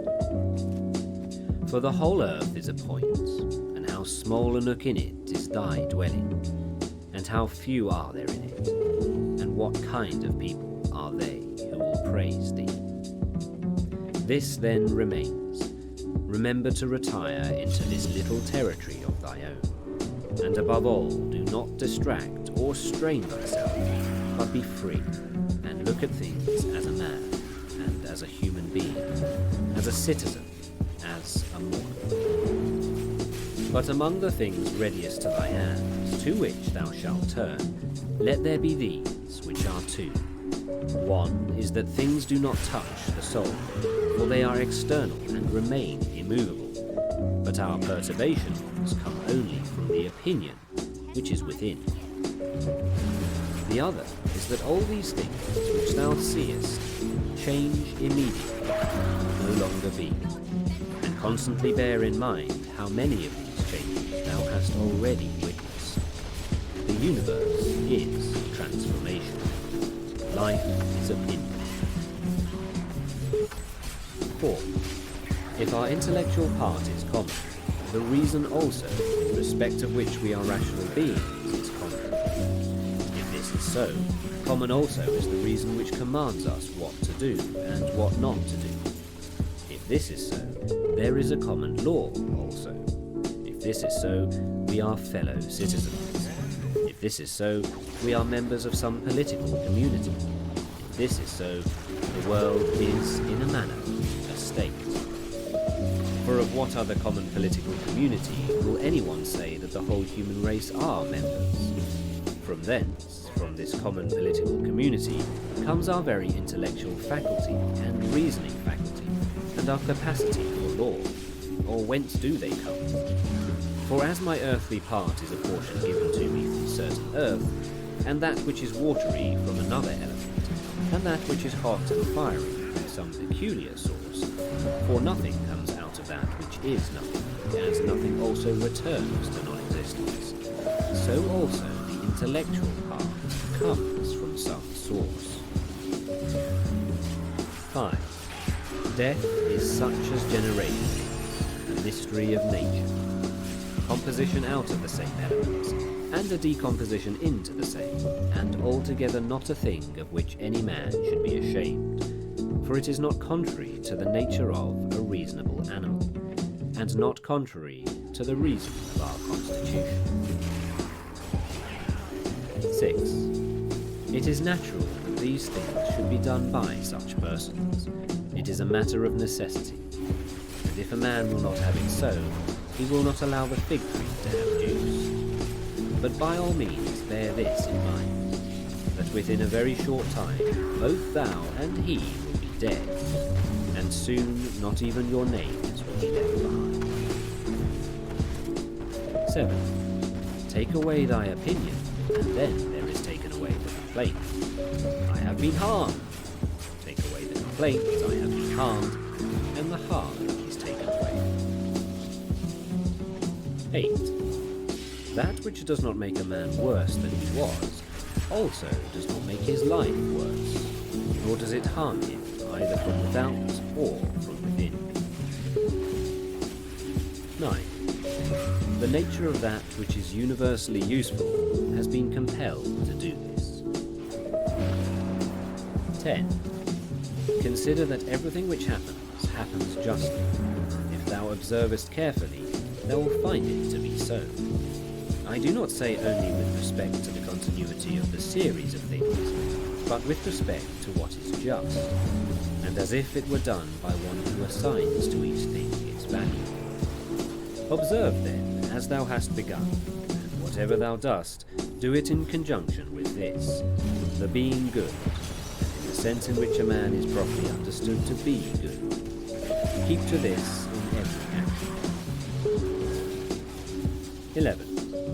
Do not have such an opinion of things as he who does thee wrong, or such as he wishes thee to have, but look at them as they are in truth.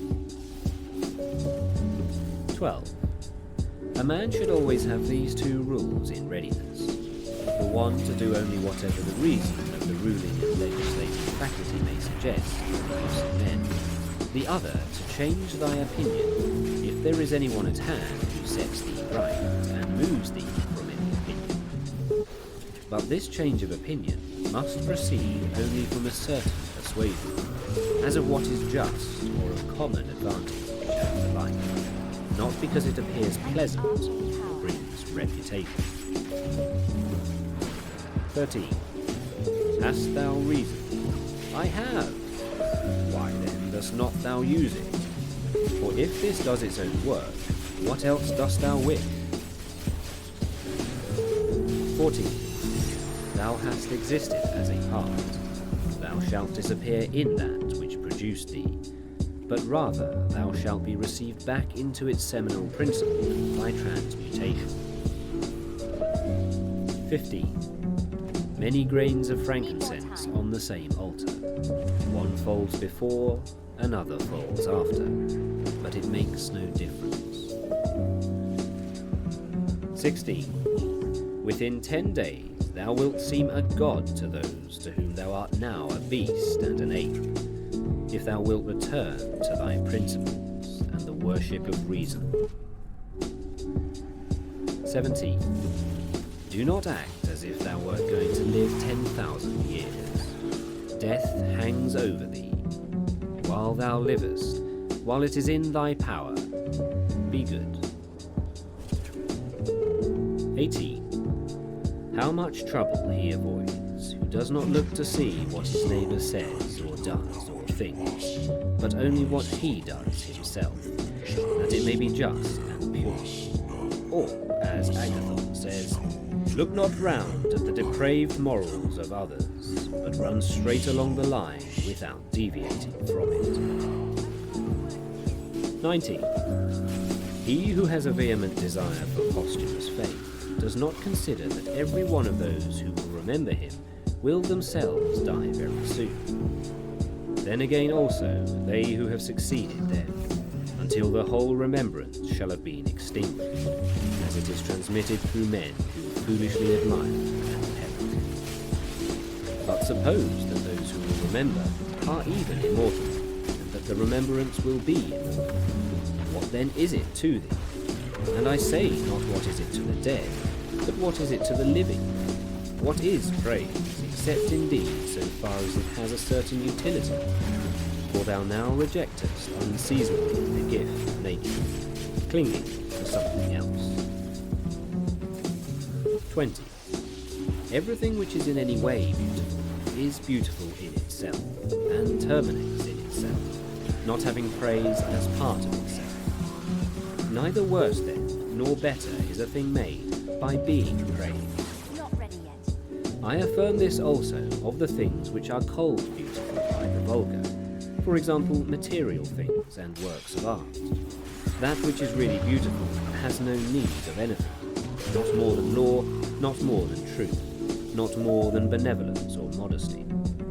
Which of these things is beautiful because it is praised, or spoiled by being blamed? Is such a thing as an emerald made worse than it was if it is not praised?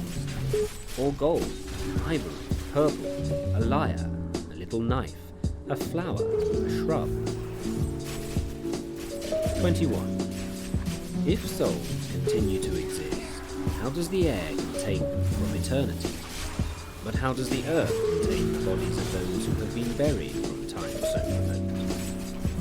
For as here, the mutation of these bodies after a certain continuance, whatever it may be, and their dissolution, make room for other dead bodies, so the souls, which are removed into the air after subsisting for some time, are transmuted and diffused, and assume a fiery nature by being received into the seminal intelligence of the universe, and in this way make room for the fresh souls which might come to dwell there. And this is the answer which a man might give on the hypothesis of souls continuing to exist. But we must not only think of the number of bodies which are thus buried, but also of the number of animals which are eaten daily by us and the other animals. For what a number is consumed, thus, in a manner, buried in the bodies of those who feed on them. And nevertheless, this earth receives them by reason of the changes of these bodies into blood, and the transformations into the aerial or the fiery element. What is the investigation into the truth in this matter? The division into that which is material and that which is the cause of form, the formal. 22. Do not be whirled about, but in every movement have respect to justice, and on the occasion of every impression maintain the faculty of comprehension. 23. Everything harmonizes with me, which is harmonious to thee, O universe. Nothing for me is too early nor too late, which is in due time for thee. Everything is fruit to me which thy seasons bring, O nature. From thee are all things, in thee are all things, to thee all things return. The poet says, Dear city of Cecrops, and wilt not thou say, Dear city of Zeus? 24. Occupy thyself with few things, says the philosopher, if thou wouldst be tranquil. But consider if it would not be better to say, Do what is necessary, and whatever the reason of the animal which is naturally social requires, and as it requires. For this brings not only the tranquility which comes from doing well, but also that which comes from doing few things. For the greatest part of what we say and do being unnecessary, if a man takes this away, he will have more leisure and less uneasiness. Accordingly, on every occasion a man should ask himself, is this one of the unnecessary things? Now a man should take away not only unnecessary acts, but also unnecessary thoughts, for thus superfluous acts will not follow after. 25. Try how the life of the good man suits thee, the life of him who is satisfied with his portion out of the whole, and satisfied with his own just acts and benevolent disposition. 26. Hast thou seen those things? Look also at these. Do not disturb thyself, make thyself all simplicity. Does anyone do wrong? It is to himself that he does the wrong. Has anything happened to thee? Well, out of the universe, from the beginning, everything which happens has been apportioned and spun out to thee. In a word, thy life is short. Thou must turn to profit the present by the aid of reason and justice. Be sober in thy relaxation. 27. Either it is a well-arranged universe, or a chaos huddled together, but still a universe. But can a certain order subsist in thee, and disorder in the all? And this too, when all things are so separated and diffused, and sympathetic. 28. A black character, a womanish character, a stubborn character, bestial, childish, animal, stupid, counterfeit, scurrilous, fraudulent, tyrannical. 29. If he is a stranger to the universe who does not know what is in it, no less is he a stranger who does not know what is going on in it. He is a runaway who flies from social reason. He is blind who shuts the eyes of understanding. He is poor who has need of another, and has not from himself all things which are useful for life. He is an abscess on the universe who withdraws and separates himself from the reason of our common nature through being displeased with the things which happen. For the same nature produces this, and has produced thee too. He is a piece rent asunder from the state who tears his own soul from that of reasonable animals, which is one. 30. The one is a philosopher without a tunic, and the other without a book. Here is another half naked. Bread I have not, he says, and I abide by reason, and I do not get the means of living out of my learning, and I abide by my reason. 31.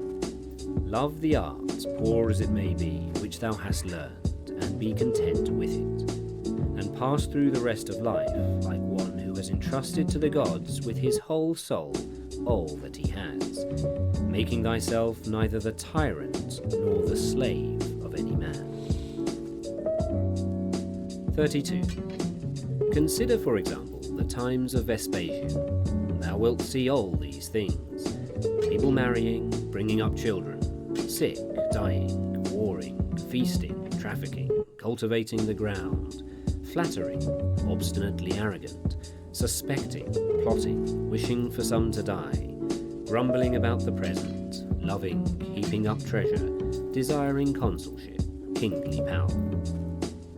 Well then, that life of these people no longer exists at all. Again, remove to the times of Trajan. Again, all is the same, their life too is gone.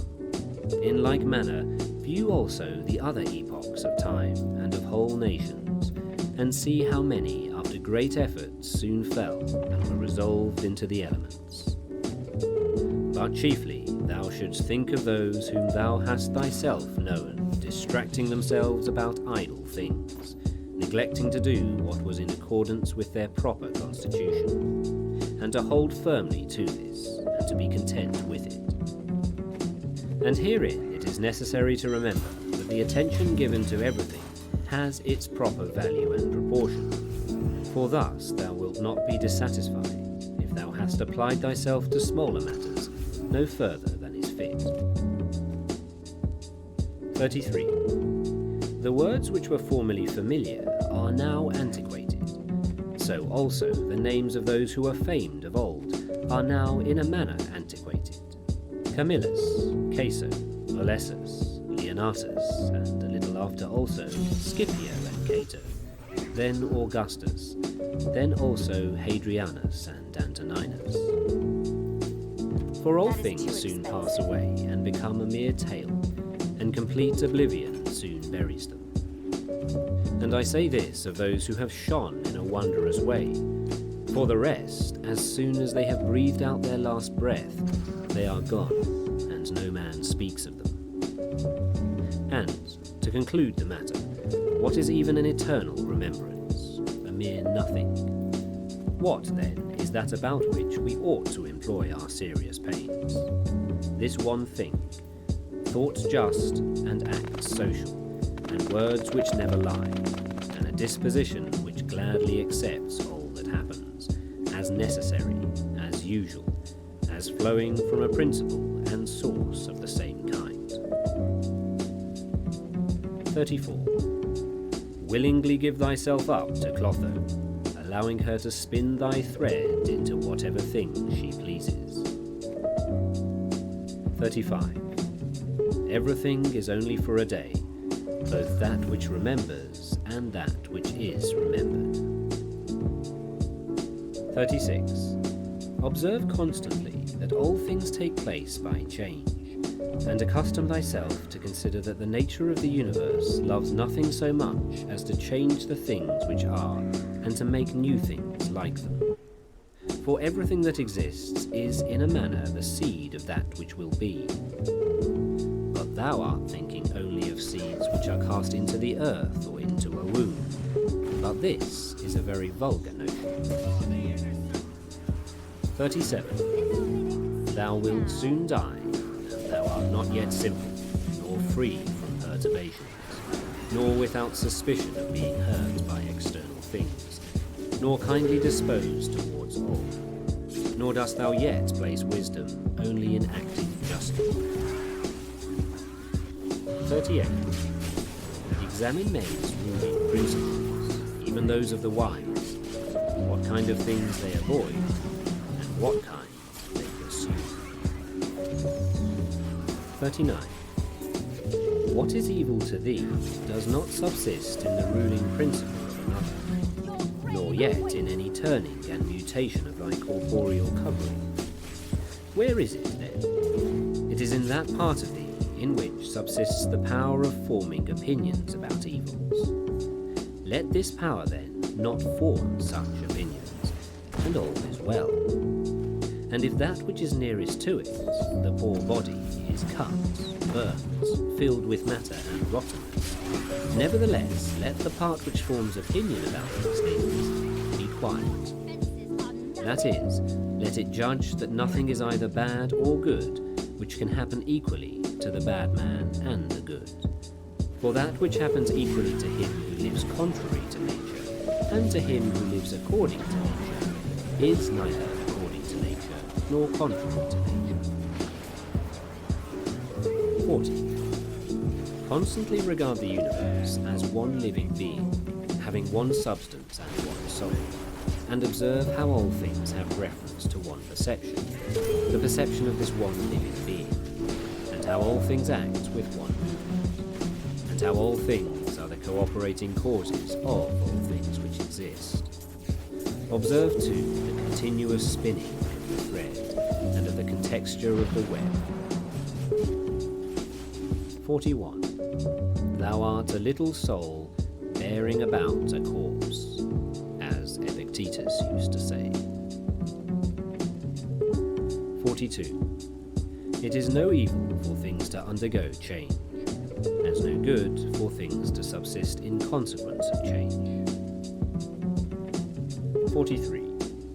Time is like a river made up of the events which happen, and a violent stream.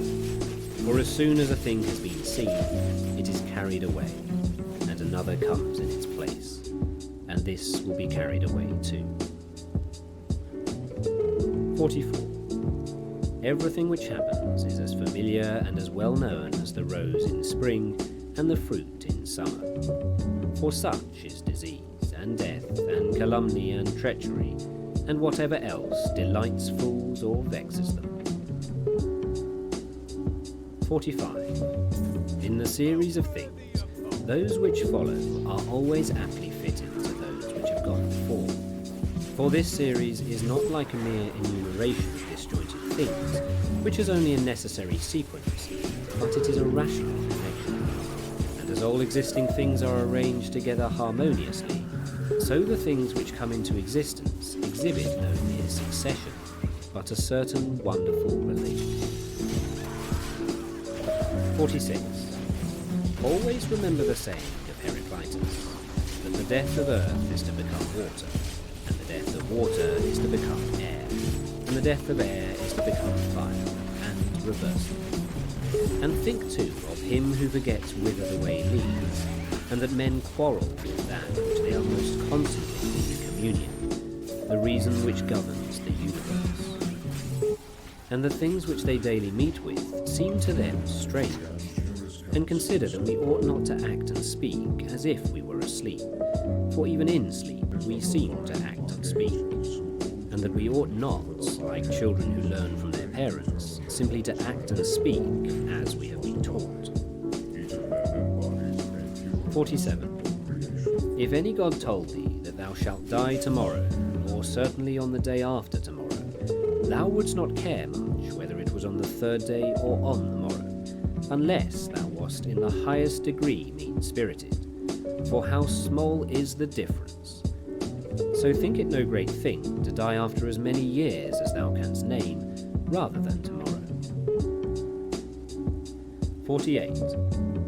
Think continually how many physicians are dead, after often contracting their eyebrows over the sick, and how many astrologers after predicting with great pretensions the deaths of others, and how many philosophers after endless discourses on death or immortality, how many heroes after killing thousands, and how many tyrants who have used their power over men's lives with terrible insolence as if they were immortal, and how many cities are entirely dead, so to speak, Helice and Pompeii and Herculaneum, and others innumerable.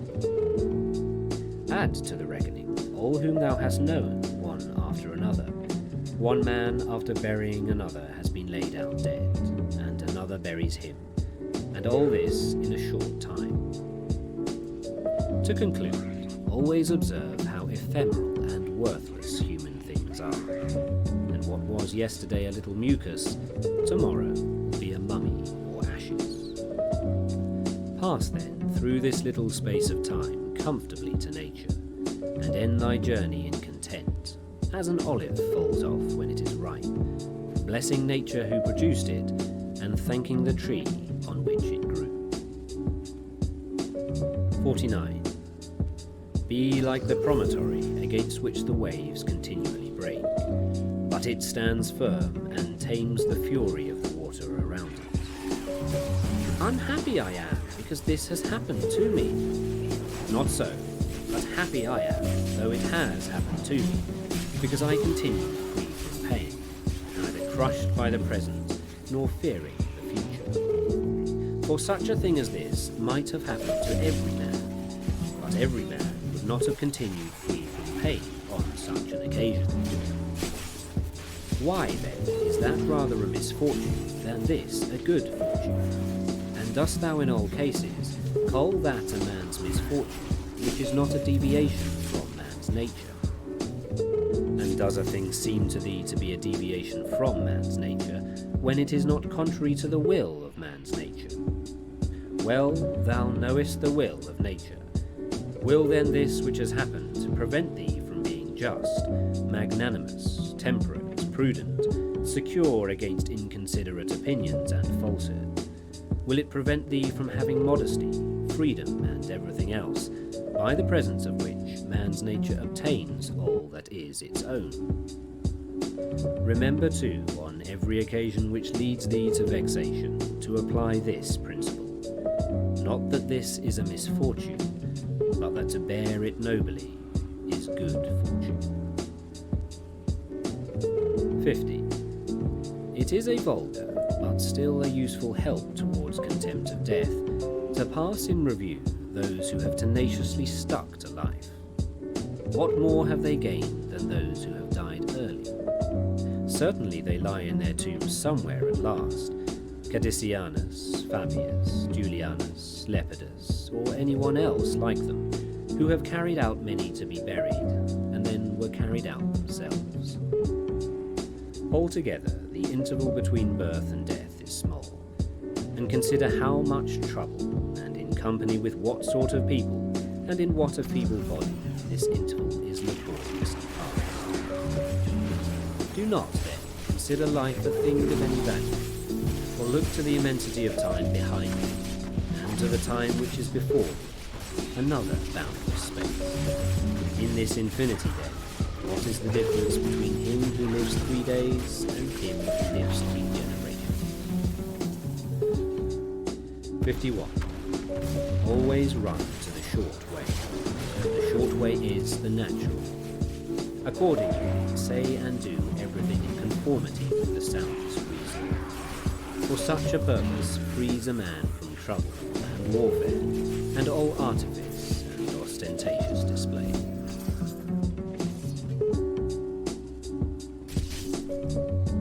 Book 5. 1. In the morning, when thou risest unwillingly, let this thought be present. I am rising to the work of a human being. Why, then, am I dissatisfied, if I am going to do the things for which I exist, and for which I was brought into this world? Or have I been made for this, to lie in the bedclothes and keep myself warm? But this is more pleasant. Dost thou exist, then, to take thy pleasure, and not at all for action or exertion? Dost thou not see the little plants, the little birds, the ants, the spiders, the bees working together to put in order their several parts of the universe? And art thou unwilling to do the work of a human being? And dost thou not make haste to do that which is according to thy nature? But it is necessary to take rest also. It is necessary. However, nature has fixed bounds to this too. She has fixed bounds to eating and drinking, and yet thou goest beyond these bounds, beyond what is sufficient. Yet in thy acts it is not so, but thou stoppest short of what thou canst do. So thou lovest not thyself, for if thou didst, thou wouldst lovest thy nature and her will. But those who love their several arts exhaust themselves in working at them unwashed and without food. But thou valuest thy own nature less than the turner values the turning art, or the dancer the dancing art, or the lover of money values his money, or the vainglorious man his little glory. And such men, when they have a violent affection to a thing, choose neither to eat nor sleep rather than to perfect the things which they care for. But are the acts which concern society more vile in thy eyes and less worthy of thy labour? 2. How easy it is to repel and wipe away every impression which is troublesome or unsuitable, and immediately to be in all tranquillity. 3. Judge every word and deed which are according to nature to be fit for thee, and be not diverted by the blame which follows from any people, nor by their words. But if a thing is good to be done or said, do not consider it unworthy of thee. For those persons have their peculiar leading principle, and follow their peculiar movement, which things do not thou regard, but go straight on, following thy own nature and the common nature, and the way of both is one. 4. I go through the things which happen according to nature, until I shall fall and rest, breathing out my breath into that element out of which I daily draw it in, and falling upon that earth out of which my father collected the seed, and my mother the blood, and my nurse the milk, out of which during so many years I have been supplied with food and drink, which bears me when I tread on it and abuse it for so many purposes. 5. Thou sayest, men cannot admire the sharpness of thy wits. Be it so, but there are many other things of which thou canst not say, I am not formed from them by nature. Show those qualities then, which are altogether in thy power: sincerity, gravity, endurance of labour, aversion to pleasure, contentment with thy portion and with few things, benevolence, frankness, no love of superfluity, freedom from trifling, magnanimity. Dost thou not see how many qualities thou art immediately able to exhibit, in which there is no excuse of natural incapacity and unfitness, and yet thou still remainest voluntarily below the mark? Or art thou compelled through being defectively furnished by nature to murmur, and to be stingy, and to flatter, and to find fault with thy poor body, and to try to please men, and to make great display, and to be so restless in thy mind? No, by the gods, but thou mightest have been delivered from these things long ago, only if in truth thou canst be charged with being rather slow and dull of comprehension. Thou must exert thyself about this also, not neglecting it, nor yet taking pleasure in thy dullness. 6.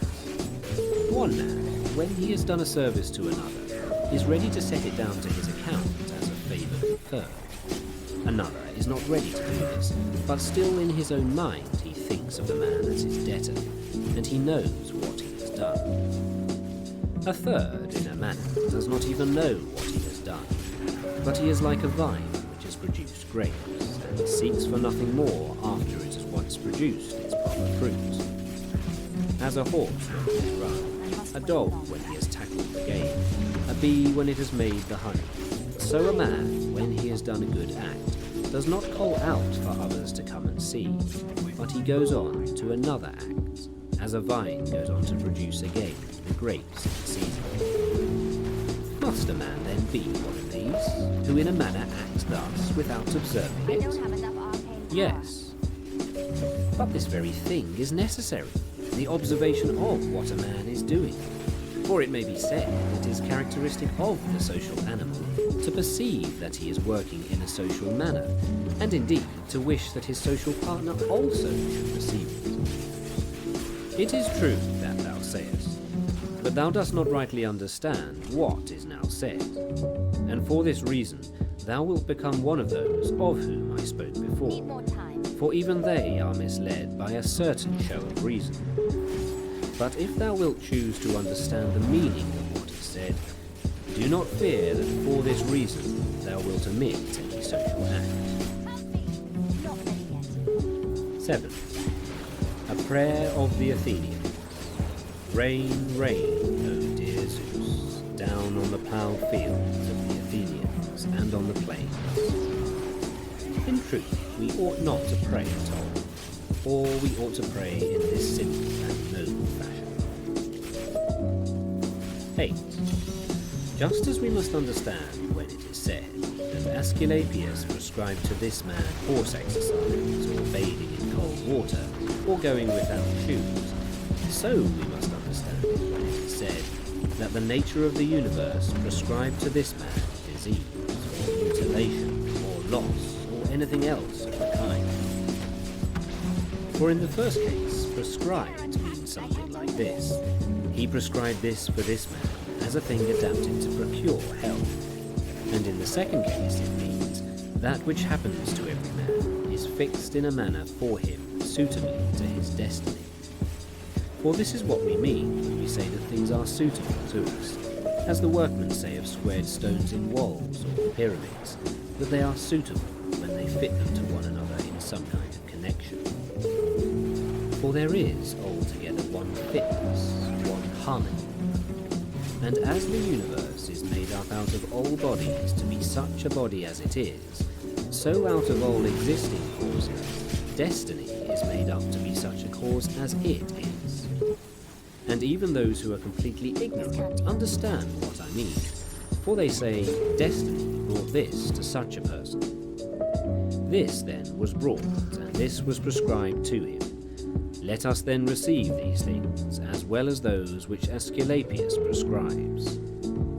Many, as a matter of course, even among his prescriptions are disagreeable, but we accept them in the hope of health. Let the perfecting and accomplishment of the things which the common nature judges to be good be judged by thee to be of the same kind as thy health.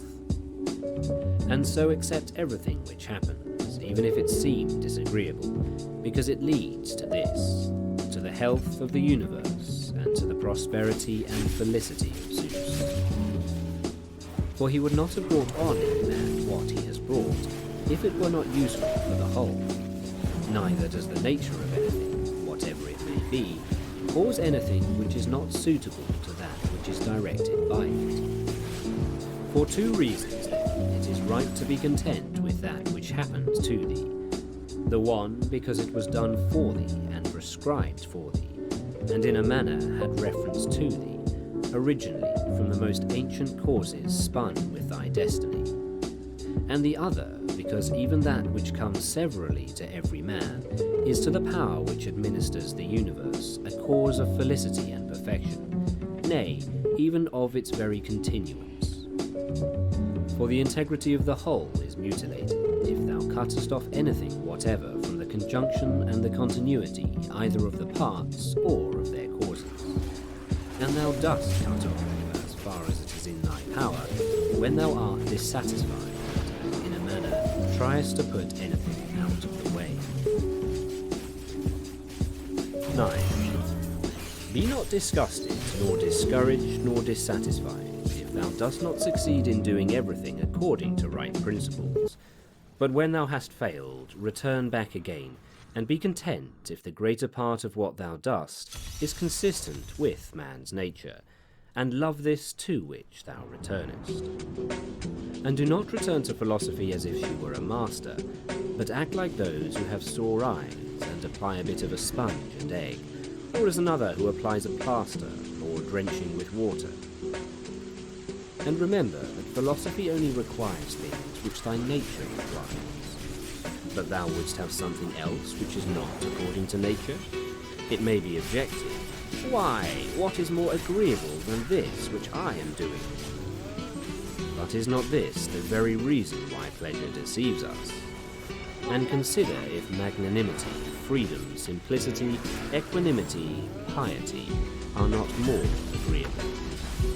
For what is more agreeable than wisdom itself, when thou thinkest of the security and the happy course of all things which depend on the faculty of understanding and knowledge? 10. Things are in such a kind of envelopment that they have seemed to philosophers, not a few nor those common philosophers, altogether unintelligible. Nay, even to the Stoics themselves they seem difficult to understand. And all our assent is changeable, for where is the man who never changes? Carry thy thoughts, then, to the objects themselves, and consider how short-lived they are and worthless, and that they may be in the possession of a filthy wretch, or a whore, or a robber. Then turn to the morals of those who live with thee, and it is hardly possible to endure even the most agreeable of them, to say nothing of a man being hardly able to endure himself. In such darkness, then, and dirt, and in so constant a flux, both of substance and of time, and of motion and of things moved, What there is worth being highly prized, or even an object of serious pursuit, I cannot imagine. But on the contrary, it is a man's duty to comfort himself, and to wait for the natural dissolution, and not to be vexed at the delay, but to rest in these principles only. The one, that nothing will happen to me which is not comfortable to the nature of the universe, and the other, that it is in my power never to act contrary to my God and David, for there is no man who will compel me to this. 11. About what am I now employing my own soul?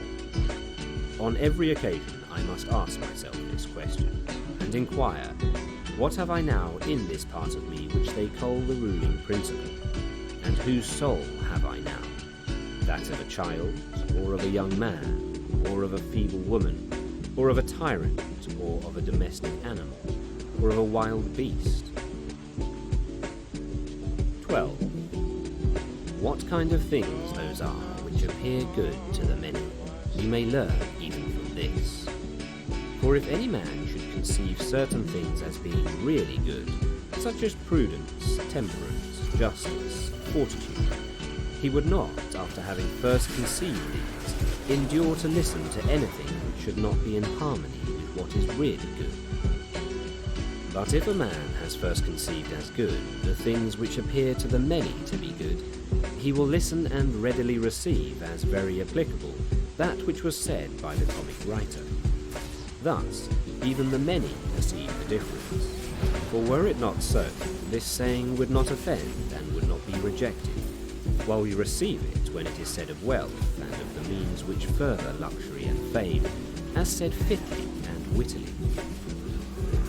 Go on then, and ask if we should value and think those things to be good, to which after their first conception in the mind, the words of the comic writer might be aptly applied, that he who has them, through pure abundance, has not a place to ease himself in. 13.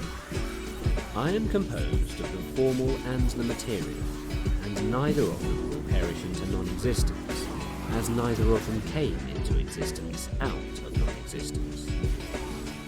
Every part of me will be reduced by change into some part of the universe, and that again will change into another part of the universe, and so on forever. And by consequence of such a change, I too exist, and those who begot me, and so on forever in the other direction. For nothing hinders us from saying so, even if the universe is administered according to definite periods. 14. Reason and the reasoning art, philosophy, are powers which are sufficient for themselves and for their own works. They move, then, from a first principle which is their own, and they make their way to the end which is proposed to them. And this is the reason why such acts are named katarthoses, or right acts, which word signifies that they proceed by the right road. 15. None of these things ought to be called a man's which do not belong to a man, as man. They are not required of a man, nor does man's nature promise them, nor are they the means of man's nature attaining its end. Neither then does the end of man lie in these things, nor yet that which aids to the accomplishment of this end. And that which aids toward this end is that which is good. Besides, if any of these things did belong to man, it would not be right for a man to despise them and to set himself against them. Nor would a man be worthy of praise who showed that he did not want these things, nor would he who stinted himself in any of them be good, if indeed these things were good. But now, the more of these things a man deprives himself of, or of other things like them, or even when he is deprived of any of them, the more patiently he endures the loss. Just in the same degree, he is a better man. 16. Such as are thy habitual thoughts, so also will be the character of thy mind. For the soul is dyed by the thoughts. Dye it, then, with a continuous series of thoughts as these. For instance, that where a man can live, there he can also live well. But he must live in a palace. Well then, he can also live well in a palace. And again, consider that for whatever purpose each thing has been constituted, for this it has been constituted, and towards this it is carried, and its end is in that towards which it is carried. And where the end is, there also is the advantage and the good of each thing. Now the good for the reasonable animal is society, for that we are made for society has been shown above. Is it not plain that the inferior exists for the sake of the superior? But the things which have life are superior to those which have not life, and of those which have life, the superior are those which have reason. 17. To seek what is impossible is madness. It is impossible that the bad should not do something of this kind. 18.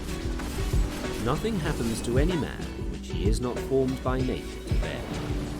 The same things happen to another, and either because he does not see that they have happened, or because he would show a great spirit, he is firm and remains unharmed.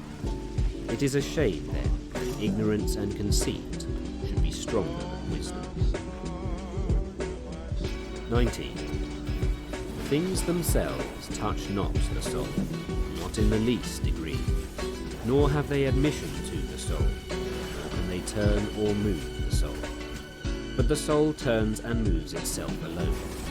Whatever judgments it may think proper to make, such it makes for itself the things which present themselves to it.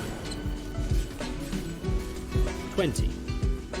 In one respect, man is the nearest thing to me, so far as I must do good to men and endure them. But so far as some men make themselves obstacles to my proper acts, man becomes to me one of the things which are indifferent, no less than the sun, or wind, or a wild beast. Now it is true that these may impede my action, but they are no impediments to my effects and disposition, which have the power of acting conditionally and changing. For the mind converts and changes every hindrance to its activity into an aim, and so that which is a hindrance is made a furtherance to an act, and that which is an obstacle on the road helps us on this road. 21. Reverence that which is best in the universe, and this is that which makes use of all things and directs all things. And in like manner also, reverence that which is best in thyself, and this is of the same kind as that. For in thyself also, that which makes use of everything else is this, and thy life is directed by this. 22. That which does no harm to the state does no harm to the citizen. In the case of every appearance of harm, apply this rule. If the state is not harmed by this, neither am I harmed. But if the state is harmed, thou must not be angry with him who does harm to the state. Show him where his error is. 23. Often think of the rapidity with which things pass by and disappear, both the things which are and the things which are produced. For substance is like a river in a continual flow, and the activities of things are in constant change. It causes work in infinite variety, and there is hardly anything which stands still. And consider this which is near to you, this boundless abyss of the past and of the future in which all things disappear. How then is he not a fool who is puffed up with such things, or plagued about them, and makes himself miserable? For they vex him only for a time, and a short time. 24. Think of the universal substance, of which thou hast a very small portion, and of universal time, of which a short and indivisible interval has been assigned to thee, and of that which is fixed by destiny, how small a part of it thou art. 25. Does another do me wrong? Let him look to it. He has his own disposition, his own activity. I now have what the universal nature wills me to have, and I do what my nature now wills me to do. 26. Let the part of thy soul which leads and governs be undisturbed by movements in the flesh, whether of pleasure or of pain. And let it not unite with it, but let it circumscribe itself and limit those effects to their parts. But when these effects rise up to the mind by virtue of that other symptom that naturally exists in the body which is of one, then thou must not strive to resist the sensation, for it is natural. But let not the ruling part of itself add to the sensation the opinion that it is either good or bad. 27. Live with the gods. And he does live with the gods, who constantly shows them that his own soul is satisfied with that which is assigned to him, and that it does all that the Daemon wishes, which Zeus hath given to every man or his guardian who died, a portion of himself, and this is every man's understanding and reason. 28. Art thou angry with him whose armpits stink? Art thou angry with him whose mouth smells foul? What good will this anger do thee? He has such a mouth, he has such armpits. It is necessary that such an emanation must come from such things. But the man has reason, it will be said, and he is able, if he takes pains, to discover wherein he offends. I wish thee well of thy discovery. Well, then, and thou hast reason. By thy rational faculty, stir up his rational faculty. Show him his error, admonish him. For if he listens, thou wilt cure him, and there is no need of anger. Neither tragic actor nor poor. 29. As thou intendest to live when thou art gone, so it is in thy power to live here. But if men do not permit thee, then get away out of life, yet so as if thou wert suffering no harm. The house is smoky, and I quit it. Why dost thou think that this is any trouble? But so long as nothing of the kind drives me out, I remain, am free, and no man shall hinder me from doing what I choose. And I choose to do what is according to the nature of the rational and social animal. 30. The intelligence of the universe is social. Accordingly, it has made the inferior things for the sake of the superior, and it has fitted the superior to one another. Thou seest how it has subordinated, coordinated, and assigned to everything its proper portion, and has brought together into concord with one another the things which are the best. Still waiting. 31. How hast thou behaved hitherto to the gods, thy parents, brethren, children, teachers, to those who looked after thy infancy, to thy friends, kinsfolk, to thy slaves? Consider if thou hast hitherto behaved to all in such a way that this may be said of thee. Never has wronged a man in deed or word.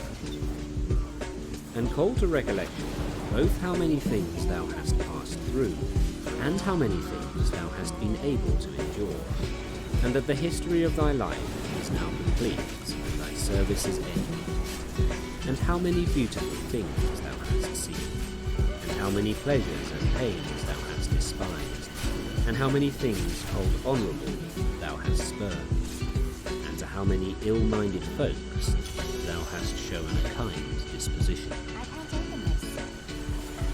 32. Why do unskilled and ignorant souls disturb him who has skill and knowledge?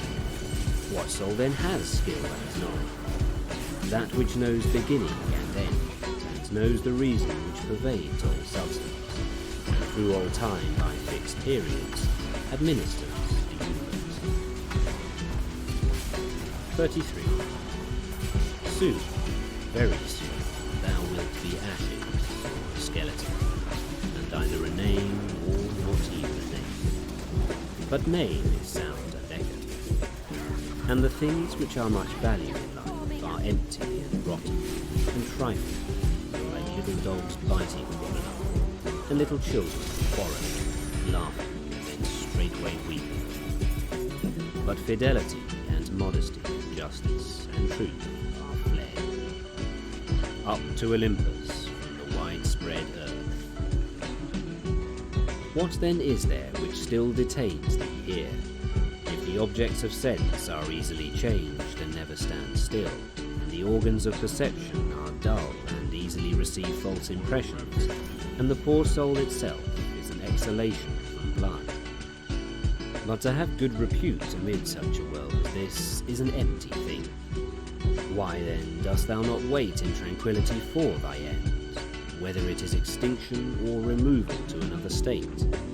And until that time comes, what is sufficient? Why, what else than to venerate the gods and bless them, and to do good to men, and to practice tolerance and self-restraint? But as to everything which is beyond the limits of the poor flesh and breath, to remember that this is neither thine, nor in thy power. 34. Thou canst pass thy life in an equable flow of happiness, if thou canst go by the right way, and think and act in the right way. These two things are common both to the soul of God and to the soul of man, and to the soul of every rational being, not to be hindered by another, and to hold good to consist in the disposition of justice and the practice of it, and in this to let thy desire find its termination. 35. If this is neither my own badness, nor an effect of my own badness, and the common weal is not injured, why am I troubled about it? And what is the harm to the common weal? 36. Do not be carried along inconsiderately by the appearance of things, but give help to all according to thy ability and their fitness. And if they should have sustained loss in matters which are indifferent, do not imagine this to be a damage, for it is a bad habit. But as the old man, when he went away, asked back his foster child's top, remembering that it was just a top, so do thou in this case also. When thou art coaling out on the rostrum, hast thou forgotten, man, what these things are? Yes, but they are objects of great concern to these people. Wilt thou too then be made a fool for these things? I was once a fortunate man, but I lost it, I know not how. But fortunate means that a man has assigned to himself a good fortune, and a good fortune is good disposition of the soul, good emotions, good actions.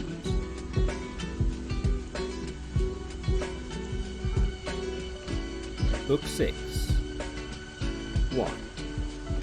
The substance of the universe is obedient and compliant, and the reason which governs it has in itself no cause for doing evil, for it has no malice, nor does it do evil to anything, nor is anything harmed by it. But all things are made and perfected according to this reason. 2. Let it make no difference to thee whether thou art cold or warm, if thou art doing thy duty, and whether thou art drowsy or satisfied with sleep, and whether ill spoken of or praised, and whether dying or doing something else.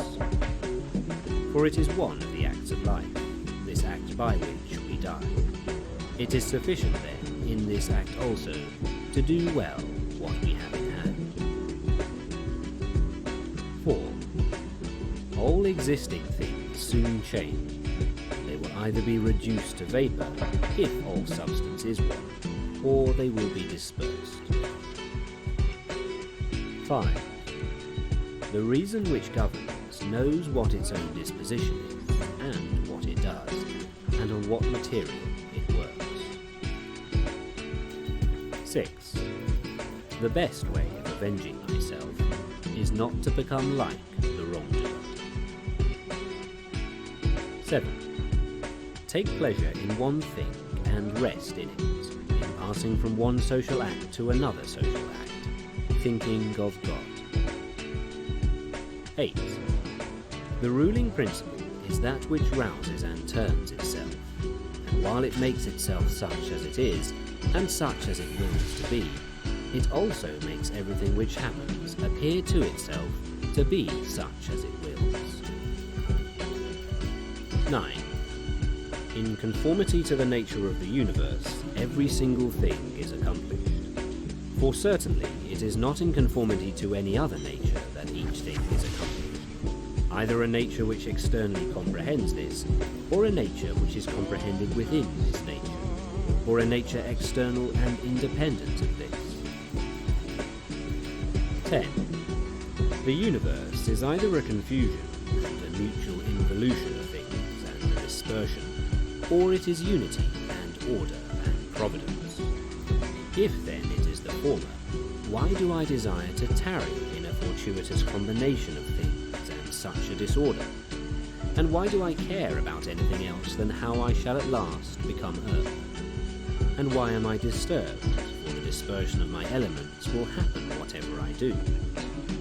But if the other supposition is true, I venerate, and I am firm, and I trust in him who governs. 11. When thou hast been compelled by circumstances to be disturbed in a manner, quickly return to thyself, and do not continue out of tune longer than the compulsion lasts, for thou wilt have more mastery over the harmony by continually recurring to it. 12. If thou hadst a stepmother and a mother at the same time, thou wouldst be dutiful to thy stepmother, but still thou wouldst constantly return to thy mother. Let the court and philosophy now be to thee stepmother and mother. Return to philosophy frequently, and repose in her, through whom what thou meetest in the court appears to thee tolerable, and thou appearest tolerable in the court. 13. When we have meat before us and such edibles, we receive the impression that this is the dead body of a fish, and this the dead body of a bird or of a pig, and again that this Falernian is only a little grape juice, and this purple robe some sheep's wool dyed with the blood of a shellfish. Such then are these impressions, and they reach the things themselves